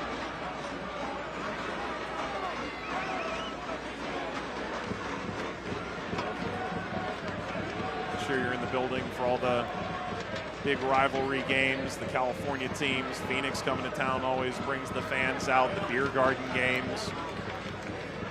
It's been a fun season here at OC Great Park. Last season there was so much conjecture about the lease being renewed. The fans ultimately came to the club's defense, made a huge impact in keeping this club viable in this venue moving forward. The County Line Coalition has been treated to a heck of a conclusion of the year. Ball from Kasipli, not hit very well by Owen Lamb. They really got that right until they didn't. You can see exactly what it is. It's a training ground move, but a whiff at it as Lamb goes to strike the ball, takes his eye off it last minute, and just can't find any sort of clean connection. Yeah, that'll happen from time to time. It's just one that you try to make sure there's no highlight reel of. Got bad news. The vibes seem really good, but I don't think that absolves you of hearing about that come Monday morning. Kasipli off the spin. Comes side to Hagart. Dogman sort of scampered into that. Whistle goes. That is a foul, or rather a dive. It goes the other way. Simulation from Dogman. That was an instant turn from Sergei Demianchuk, indicating that Dogman had overplayed his hand. We get another look at this. Hagart pulling the strings, finds Dogman. Let's take a peek. He just forces the contact. He's going nowhere near the ball. That's not your path to the ball, Dogman. You can't go through the defender. Great call from the referee. And meanwhile, here's Galena leaking out. Karam's away. Truth of the matter, I don't think Hartford feels that they've gotten the rub of the green very often from the whistle this year. Ball bounding in front. Dieng saved. Epps puts it in. So Hartford goes down the other way, and now it's been whistled off. Epps was offside. He was. And so when that shot got unloaded, Epps there to benefit from the rebound, and while he puts it past Shuttler, it won't count. We'll need to get a better look at this one. It's so difficult from this angle to see if Epps had drifted beyond the final defender. It's all about when the flick from Dieng comes on. It's when that contact is made with the flick. Was Epps drifting offside? And it's so hard to see, but for me, it looks like he's on the edge of the 6 as the contact is made, which is the same as the defender, but he's not quite in our camera angle so we're going to have to give the benefit of the doubt to the AR. Well, no video review in the championship. It's both the championship's charm and ultimately the thing that will drive managers the craziest. They always say it evens out over the course of the season. Are you sure? Does it? But does it? Does it really? That's what they tell us to make us feel better, Mike. Well, Orange County is off the hook for the moment. And Hartford feels like they can't get off the schneid. Sent up here by Kasipli. Ball driven crossfield. Snap down, comes to Haggard. He could go. Haggard pumps over to the left, and that home. There's the goal for Orange County. Dogman.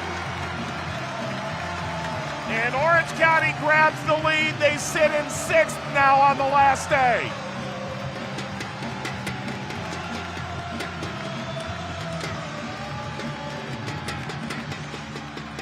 No simulation this time. Plenty of expectation from these fans. They've gotten what they've came for. 1-0 Orange County.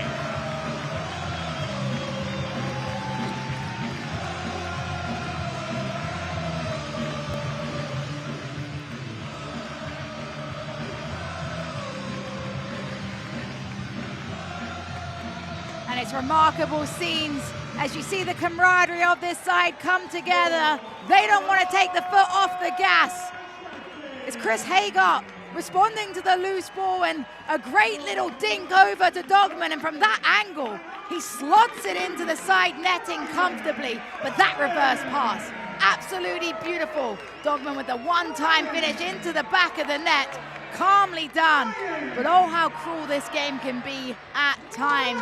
For Hartford Athletic, they have to wonder how much different would it have been if it hadn't been called as an offside on Epps' potential goal on the opposite side of the field. Well, Orange County trying to make it 8 unbeaten going into the playoffs. Grab the lead now in the 54th minute. And in the 55th, OCSC a goal to the good against Hartford. Have only dropped 3 results all season when they score the opening goal. Lofting ball, Scarlett trying to deal with that. He eventually did. Dunbar is caught in no man's land on the bounce.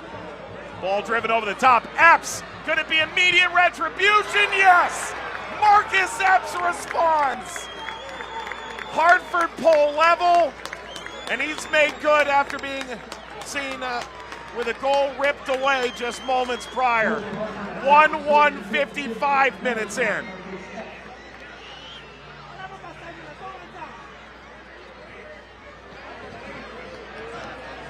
There's no taking that one back for Epps. It's just a long ball forward, and he's able to time his run forwards. Good first touch to set himself up, and then a calm, composed finish with the left foot down into that corner.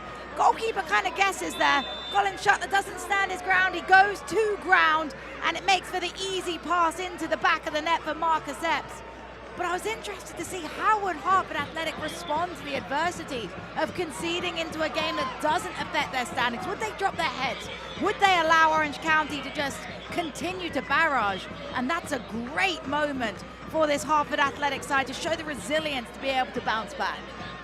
3rd goal of the season for Marcus Epps. A wonderful response for this Hartford team. He said mid-season, we have to be big when our record is small. 6-1-4 in the last 11. Bag a goal there that keeps them in shouting distance of Orange County tonight, even if ultimately they'll finish shy of the postseason. Meanwhile, Orange County, for that brief snippet of time, moved into 6th. Now they're back into 7th with the 2 points just leaked off in the live standings. Shuttler getting an aerobic workout in. Here's Dogman, who scored in the 54th, Epps then in the 55th. And that's something that this Orange County side will need to tidy up. There's been a couple of moments where it hasn't been clean enough, and conceding when you're most vulnerable after scoring a goal needs to be prevented. Ball driven across. Sent back toward Dogman. Settles. Fires. Oh! Whoa! He's got that dog in him. Ryan Dogman, 2 in 5 minutes. And that's the best of the bunch. 2 goals to 1, Orange County. They are going bananas in Irvine.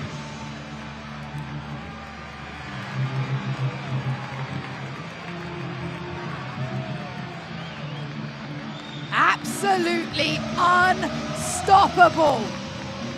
As this loose ball comes to him, he's patient, he settles it, and then on the volley, he smashes it into the back of the net. It's unsavable, but how calm to strike it as the ball comes up off of that half volley moment. Sweet as can be. A brace, but none better than that second. 54 games in an Orange County shirt. 1 goal, 2 tonight. And look how different the goals are as well. No kidding. You've got that calm, composed, slotted pass into the side netting, and then an absolute unsavable banger. Game got fun, didn't it? Real quick. It did. I wasn't so sure we were in for a half like this. Well, both sides are playing the part. Sometimes you get to game 34 and the upside for Orange County, fairly minimal all considered. You're probably never going to get a home game from the 6 or the 7 slot. For Hartford, your heart ripped out right before the game with the results in the Eastern time zone. A cagey, back and forth, physical first half, and then 3 goals in about 5 minutes time. Goodness, what a game this has turned into. Whistle goes here.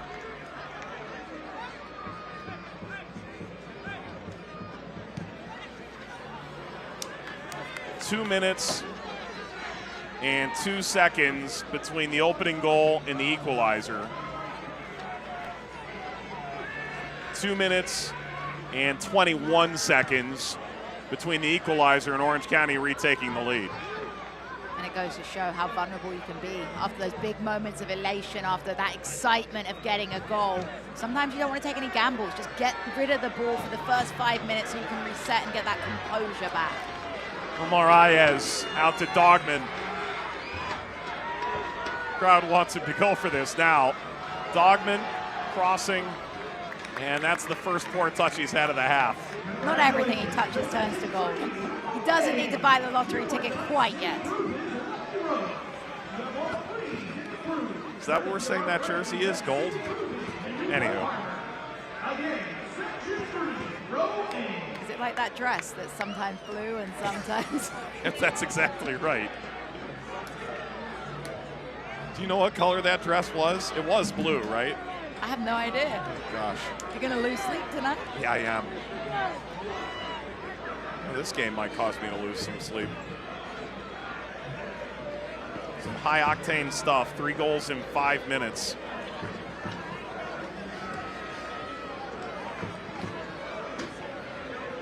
You and I had a chance to speak with Danny Stone for an extended period, and you know, there's an element of there's no such thing as a coincidence, right? He takes over the job. There's a letter from James Keston, the owner, comes out. It's after a 6-0 drubbing at the hands of Charleston on the road.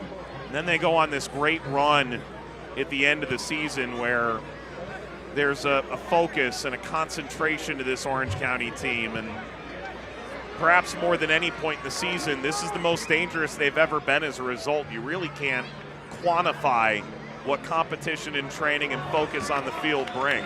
And about just bringing that belief back into a dressing room, bringing connectivity, bringing camaraderie, and encouraging players to fight for their spots. And I think you're seeing that. Players really playing for each other, but also playing for themselves in a way to make sure they're competing at their best level because they know the next man up is just behind them. There's about to be pretty surprising change coming here from Hartford. They're going to change their goalkeeper, which, given the final game of the season, given all the work that Greg Monroe has done the last 2 years, earning his way into a contract this season. Trying to get him a handful of minutes here at the end and utilize that final sub that way. Kyle Edwards, the pride of St. Vincent the Grenadines, to come on as well. Good leading touch, it seemed, but it is heavy from Michi Galina. Really tough thing to do, though, as a substitute goalkeeper, coming in, because you haven't been able to warm up at halftime and go immediately in. You've now got warm, maybe faced a few shots, faced a few volleys, but now you've had to sit back on the bench for a 15-minute period and get cold again. So for Greg Monroe, I'm not saying it's a negative thing because he's a goalkeeper, he wants to play, he doesn't get too many looks, but it can be tough to get up to the run of play, particularly when you're facing a team that is right now creating offensive opportunities and testing.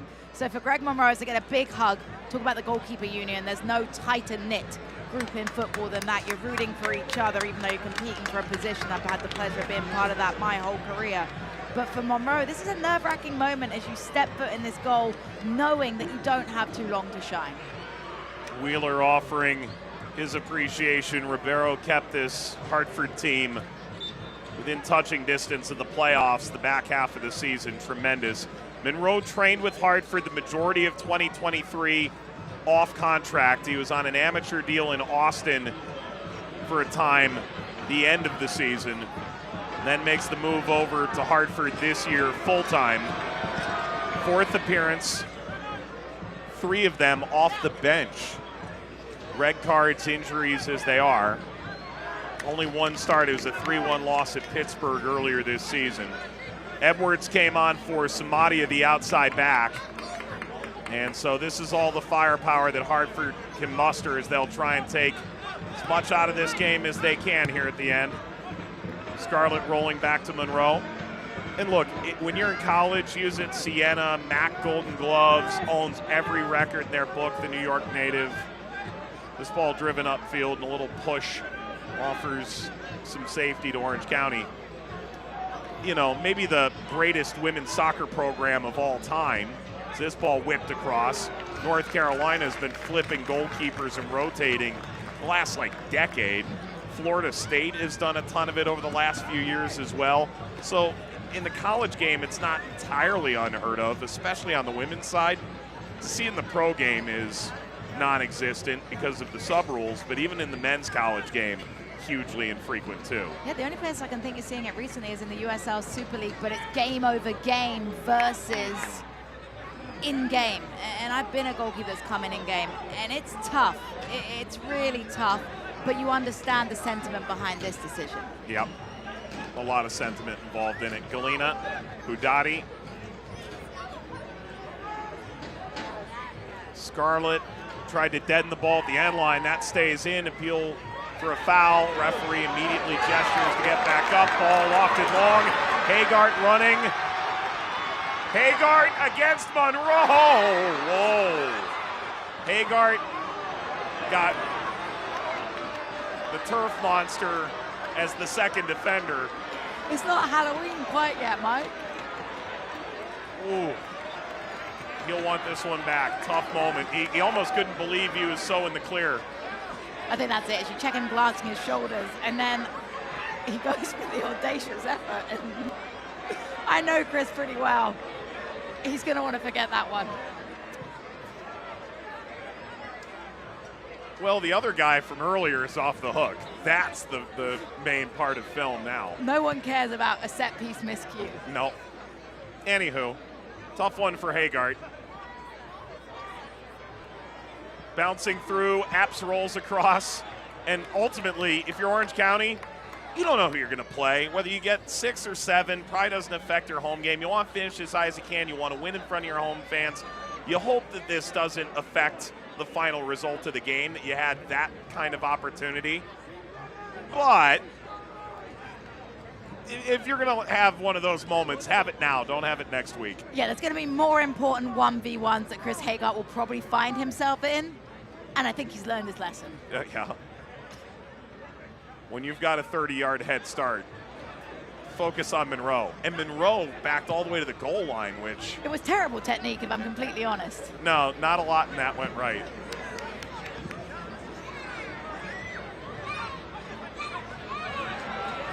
Hagart's been so good since he came. That's just a rare moment he'd like to forget. Dunbar was weaving his way, and Osmanu turns this back into the opposite half.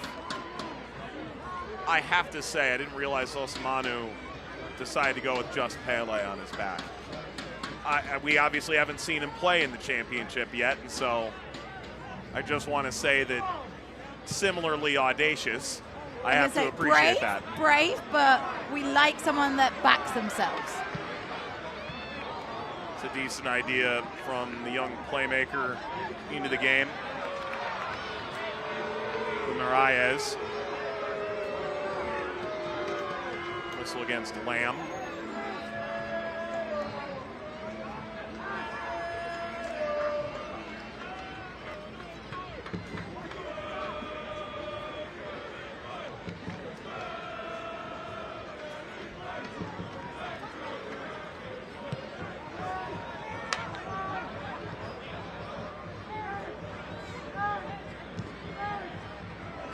Pulled away by Kasipli, but calmly to Scarlett. 34 cities, one club to unite them all. Get on board and purchase your deposit toward a 2025 Orange County SC season ticket. $34.01. You can unlock exclusive benefits like private parties, exclusive entry to the champ, and merchandise discounts. The full list of benefits and more information, orangecountysoccer.com/season-tickets. Head swiveling, Hagart. Marias met by Scarlett. You're not going to learn much faster than going up against Jordan Scarlett. Time at Red Bull was excellent, but it was there that he caught the eye of Neil Collins, who was trying to rebuild his own position of center back when he moved into the managerial role at Tampa Bay. You could basically say that he, Aaron Guillen, and Forrest Lasso, along with Evan Loro, they played something like 66 out of 68 games in a row for that Tampa Bay team. It ultimately fell to Orange County in the 2021 final. Scarlett went to Louisville. Bit of a freak injury, saw him miss most of last year, and then comes into Hartford this year and has had a nice bounce back. Beware if you're Dieng. I think he's escaped this without too much damage. There's always that heart and mouth moment, though, when one of your star players almost looks like they're pulling up.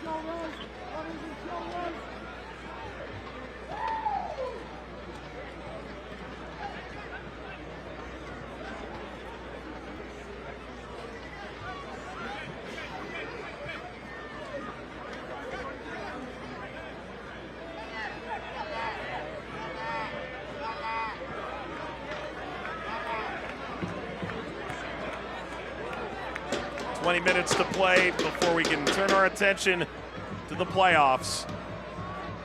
Ball lobbed downfield. Corralled by Edwards, who's been quiet.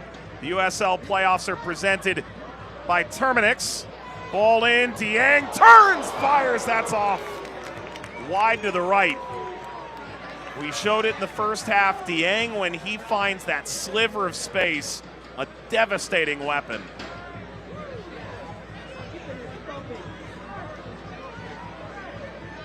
He's just so incredibly agile in the way that he's able to manipulate his body and throw himself. A lot of times when you see these big forwards, all they can do is head the ball or use their body or use their frame. But he's agile with the ball at his boots, and he's able to create something out of nothing continuously.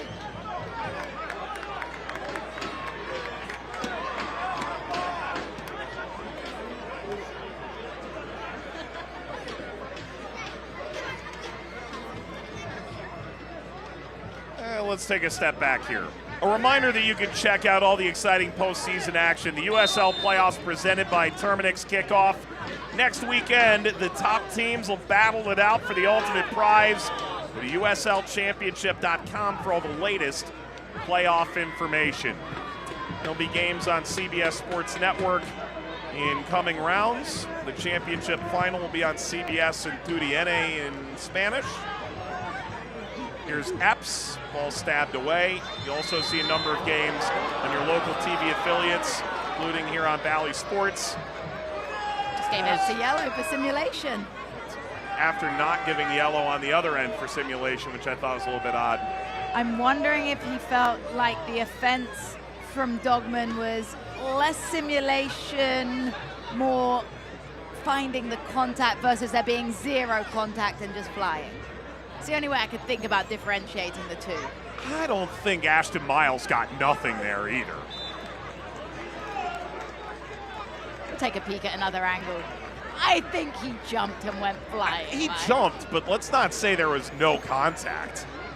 I mean, even less. All right. Ashton Miles is a grown man, okay? At 20, he just towers over everybody. So it's not Miles who got the yellow. It's simulation the other way. That goes to Epps. Epps' 4th yellow of the year.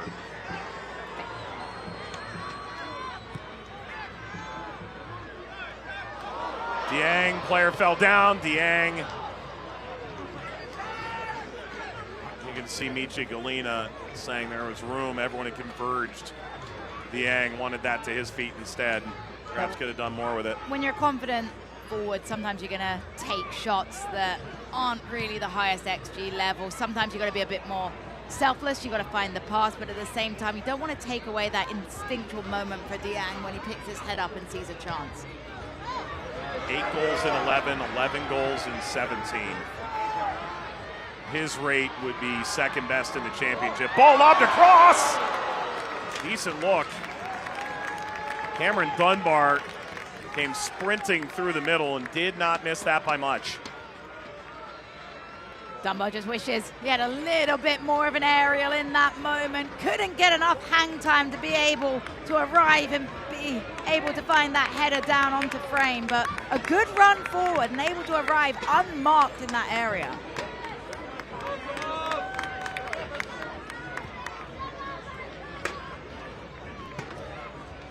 Oakland has conceded a 4th to Birmingham.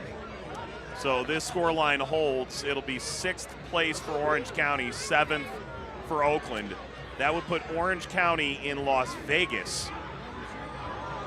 They fell 3 goals to 2 in Danny Stone's first game as interim head coach in Las Vegas. Stone actually spent a good amount of his time in America in Las Vegas working in the Academy universe. So it could be a trip to Cashman and the revitalized Lights, who finished 30 points better than they did a year ago, the second best year-over-year turnaround in league history. Good news for Orange County, they're able to get 15 minutes out of Thomas Among. Ben Barjolo comes in as well for his 6th appearance, the 17-year-old former Atlanta United product. That's it for Bryce Jamieson.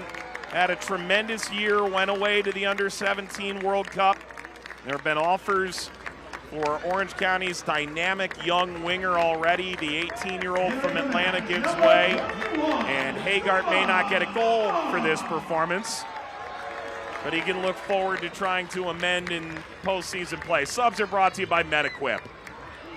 Hagart's going to be so frustrated with himself, though. He's the sort of player that holds himself accountable, is always looking to have an impact in the game. And unfortunately, the nature of a miss like that is, that's the thing you're going to remember, even though he's impacted the game in so many different ways with his calmness on the ball and his possession. Epps rolling up on Colin Shuttler.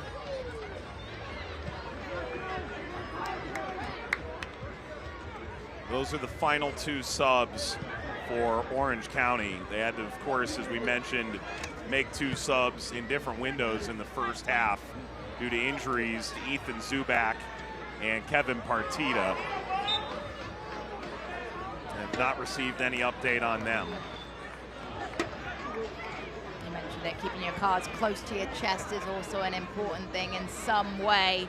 Fans will be desperate to know, but you want to keep certain things under wraps for the players' mindset. but also for your playoff advantages. Yeah, I don't think they have any interest in letting Las Vegas know how Ethan Zubak is feeling until they get out on the field on Saturday night. But the thing about Las Vegas Lights is they've lost 2 coming into the playoffs. So a team that was in remarkable form has found a little bit of a slump, and they only created 2 shots on target in the entirety of the game against North Carolina FC. So I think Orange County won't mind that matchup with the recent games we've seen with Vegas. And as good as Vegas has been this year, they are very young. It's not an entirely inexperienced side, guys who've won MLS Next Pro or reached the final in that league. I mean, they might be my favorite story in 8 years of covering this league from the perspective of they signed Dennis Sanchez as their coach in January. They start building the roster in February. They start playing in March. And they're okay, but they catch fire in the second half of the year. They've had some big-time scorers, and a moment when Eric Winaldo was their coach where he went, okay, they're building something. But on the whole, Brett Lashbrook never gave that any chance to really be a good footballing operation. Jose Bautista, of all people, the Silver Slugger winning baseball star, has gone in there and totally revitalized the venue, the team, found the right coach. It's been awesome this year. High arcing service here with the header steered into the width. Galena was in question after taking a brutal ankle knock last week. Ball through. And Hartford is going to see him go the distance tonight. You'd imagine he wanted to stay in this game. When you know you're going to have a long break, when you know you don't have postseason play, you want the opportunity to end on a high. You want the opportunity to get involved in the game. I think Galena needs to see more of the ball on the right-hand side. Guimaraes, Dunbar sliding ahead. Dunbar touches across. Among deflects right back to him. What a brave block that is, just standing point blank and getting your body on the line to make the block.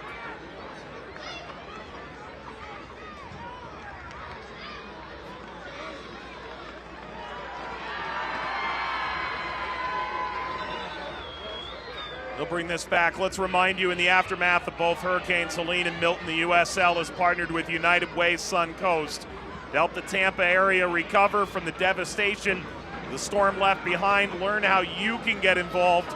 Scan the QR code or visit uslsoccer.com/Milton to ensure individuals and families have the access to resources they need to recover. Tampa home not only to the Rowdies and the Sun, but also to USL headquarters as well. So many people displaced. And we've talked about the injuries that have been suffered. And Among, the way he is getting up from this makes you think that men should shield their eyes. I think they might need to invest in cups. The way tonight has gone for you and I have spent more time contemplating the male anatomy over our games this evening than I ever anticipated. They say get a female color commentator and then they treat me to this. Yeah, well, wow. Among appears prepared to continue, and so we will. Even if some are wincing at the idea of it. Here's Scarlett.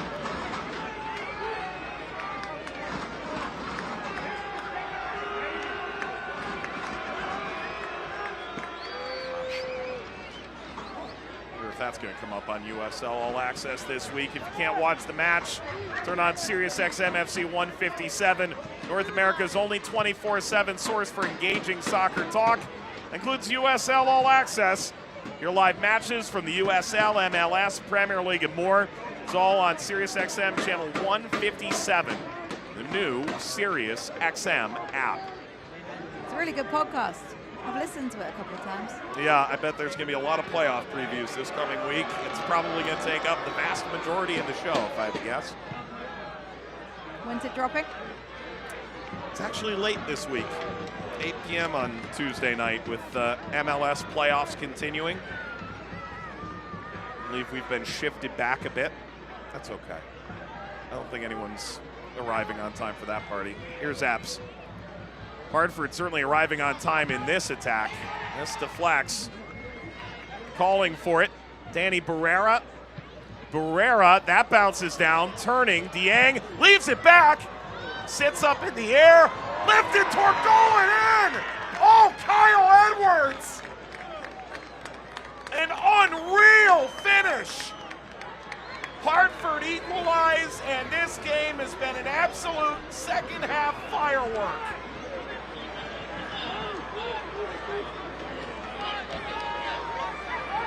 Tip of the cap to Edwards. We get another look at this one. The strike from distance ricochets in and around the box, and somehow Edwards is able to find the agility and catch it on that side bicycle. It's innovative, it's unorthodox, and it finds the back of the net. Hartford Athletic with a never say die attitude that has kept this game going. Wild. Former fourth-round pick of Houston that got brought in by Tab Ramos, who is familiar with his game from the Dynamo era. Has been in and out of the lineup this season. Just his 16th appearance, his third goal. How quick is the response? A dive from Monroe. Goalkeeper in with half an hour to play, and Ben Barjolo trying to open his professional scoring account. Really confident finish from Barjolo. Had the goalkeeper, Greg Monroe, at full stretch. Good agility from the goalkeeper, good footwork to be able to get that big diver across. He had it covered all the way. I'm not convinced that we're done with the goals yet. Here is Tyler Freeman, the 21-year-old who signed in Kansas City at just 15 years old. Has had a career that's seen him to a number of locales in the time since, including Loudoun, Huntsville, Carolina Core earlier this season. It's only his 7th game of the year, only his 4th for Hartford. Subs are brought to you by MedEquip, and that's the full allotment tonight for Hartford. But again, it's these opportunities to empty a bench and give players opportunities when they've worked hard in practice, and it hasn't created too many opportunities on the field of play. Today is a game to give Freeman that reward for the hard work and that ethic that goes into training week in, week out. Bugatti coming off for him. And here's Freeman. There are about 5 forwards on the field right now for Hartford. They're going for it, aren't they? They are not interested in a draw tonight. I give them a lot of credit for that, believe it or not. It seems obvious when you get shell-shocked like they did pregame, you can certainly understand a different result. Ball through Dunbar. He's able to wiggle by Osmanu. Playing this across, turning, Amon and scored! Thomas Amon back in the lineup with a bang!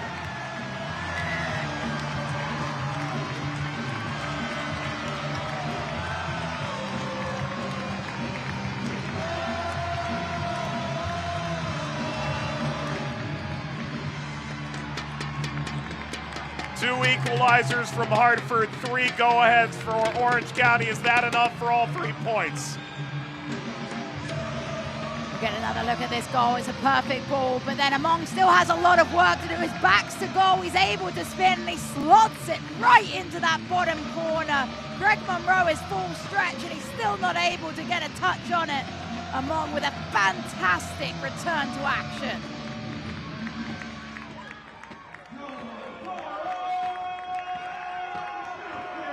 Look, we're not going to get to the 8-1 result we saw elsewhere in the league tonight in terms of goals scored, but this is as high scoring and entertaining as a game as the championship provided, even if it became essentially a dead game within an hour of kickoff. Pretty incredible. The back and forth nature of the goals. But I actually think it's the fact that it's a quote-unquote dead game that makes it even more impressive. And it's a credit to both these coaching staffs, to both these sets of players, that they found a way to fight in this match and create a blockbuster. That they have. Unbelievable.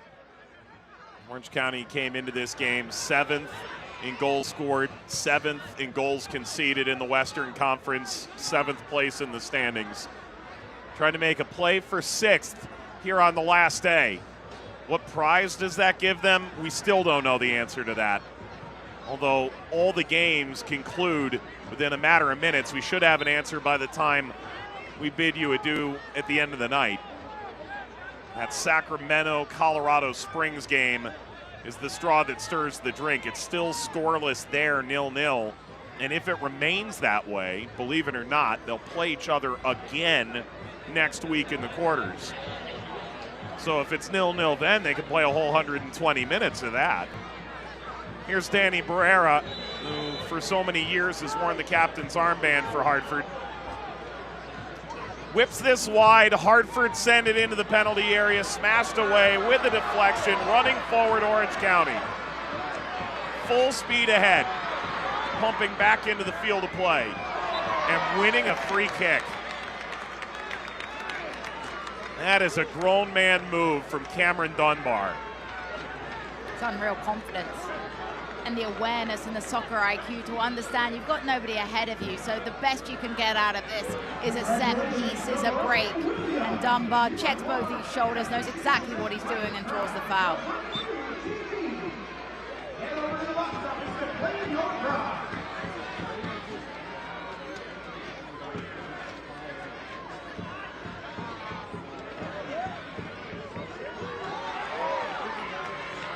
Orange County take it back.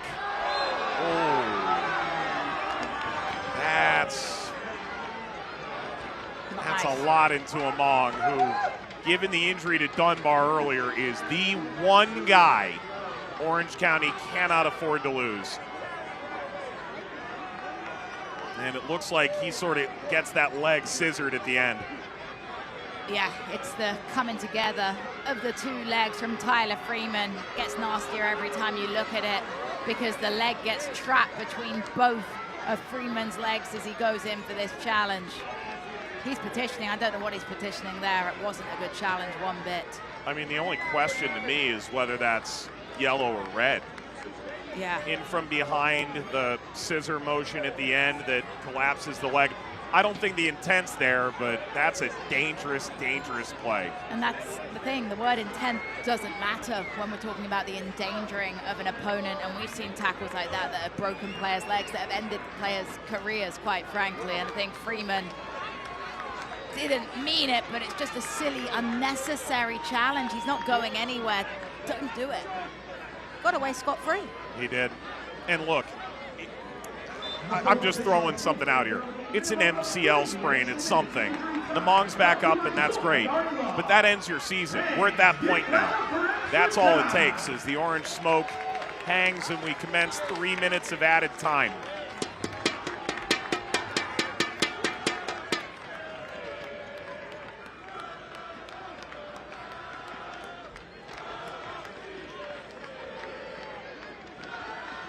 Colorado Springs has just grabbed the lead. It has completely shaken up the playoff field.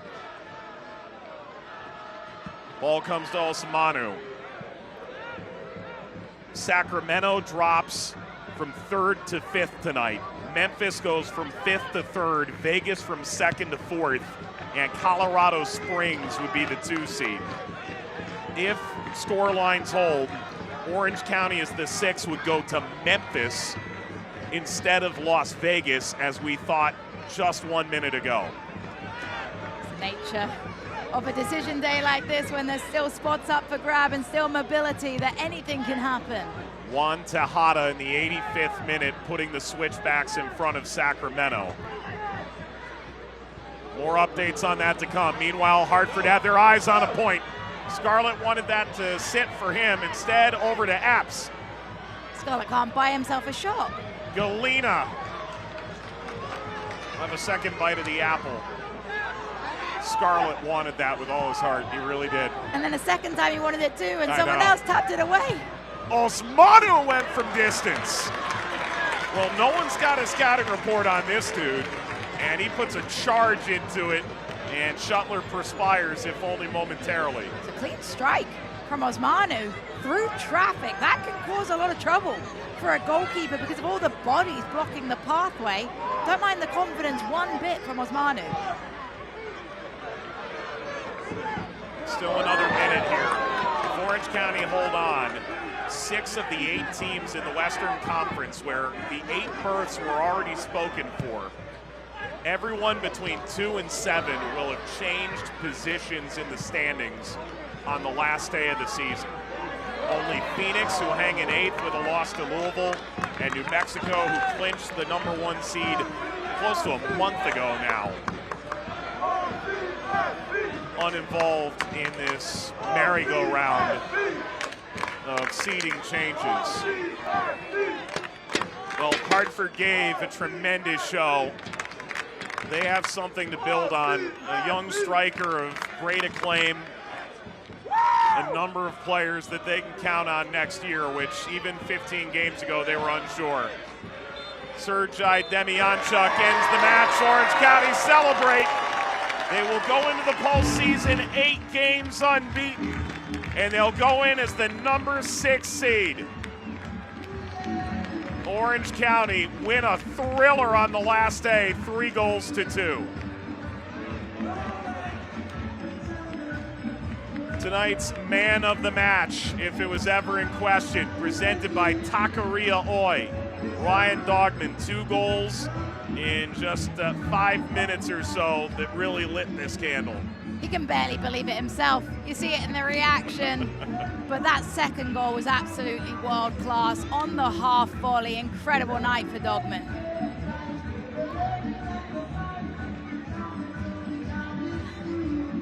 Tonight's final score brought to you by Raising Cane's, the official chicken finger of Orange County SC. OCSC win it 3-2. We wrap it up. We unveil the bracket when we come back.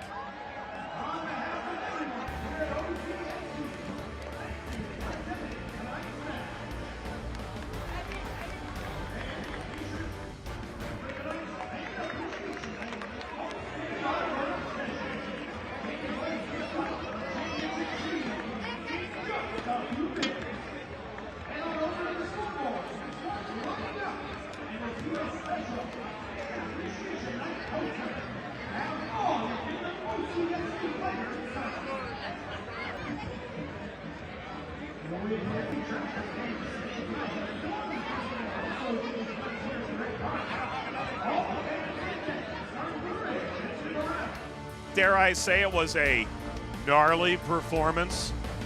Final score is presented by Raising Cane's. Watch out, he's about to do the County Line Coalition leap. Orange County 3, Hartford 2 in the regular season finale. Dance, my man, like everyone's watching. Let's take a look at the full-time highlights. We're going to skip ahead to the second half. This is where the goal barrage began. Dogman.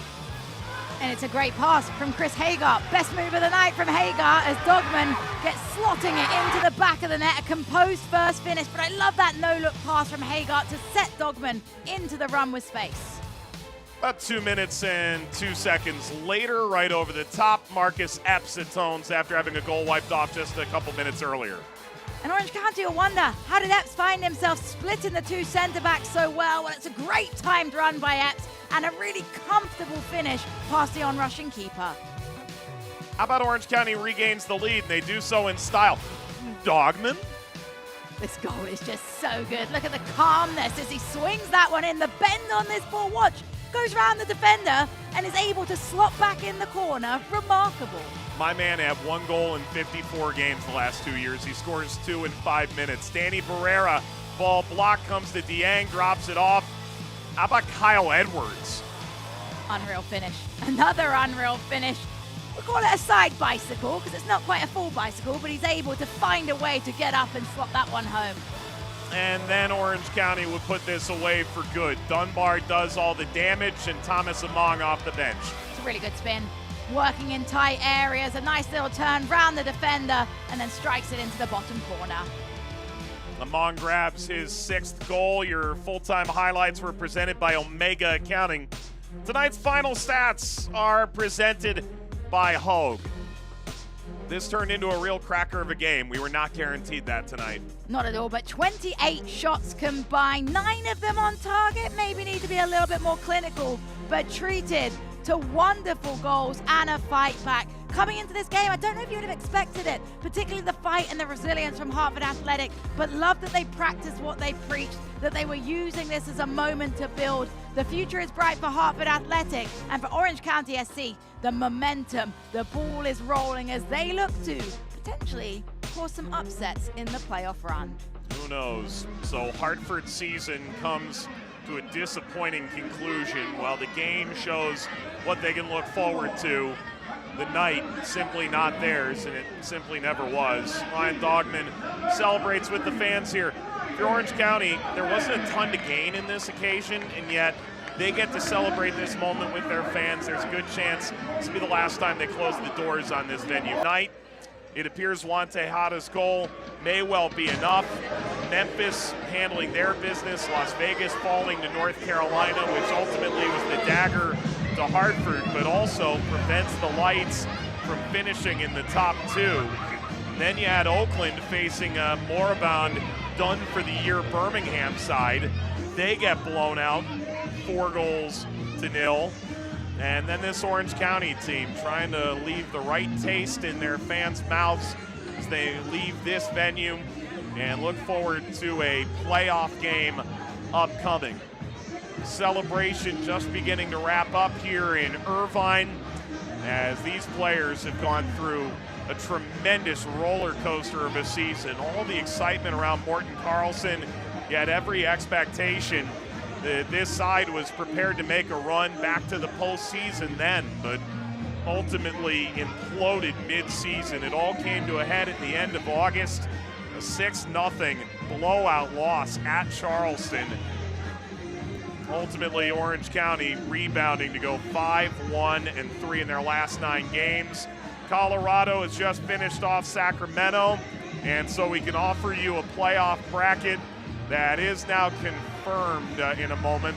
The Western Conference sees no teams finish on the same number of points, and so tiebreakers ended up being irrelevant. Here it is, after 34 match days, 9 grueling months, the USL playoffs presented by Terminix will look like this.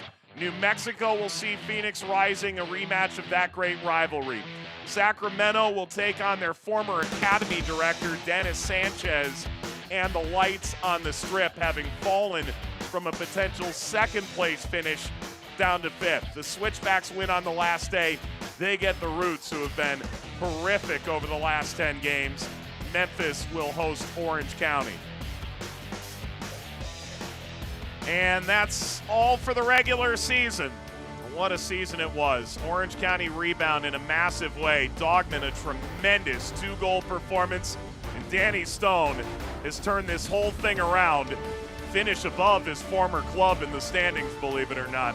For Jessica Charman and our entire team in Irvine and beyond, Mike Watts saying, thanks for watching the USL Championship this regular season. The playoffs presented by Terminix kick off next week on CBS Sports and ESPN. Until then, so long for now. This copyrighted telecast of the United Soccer League Championship cannot be retransmitted, rebroadcast, or reproduced without the expressed written consent of the United Soccer League Championship.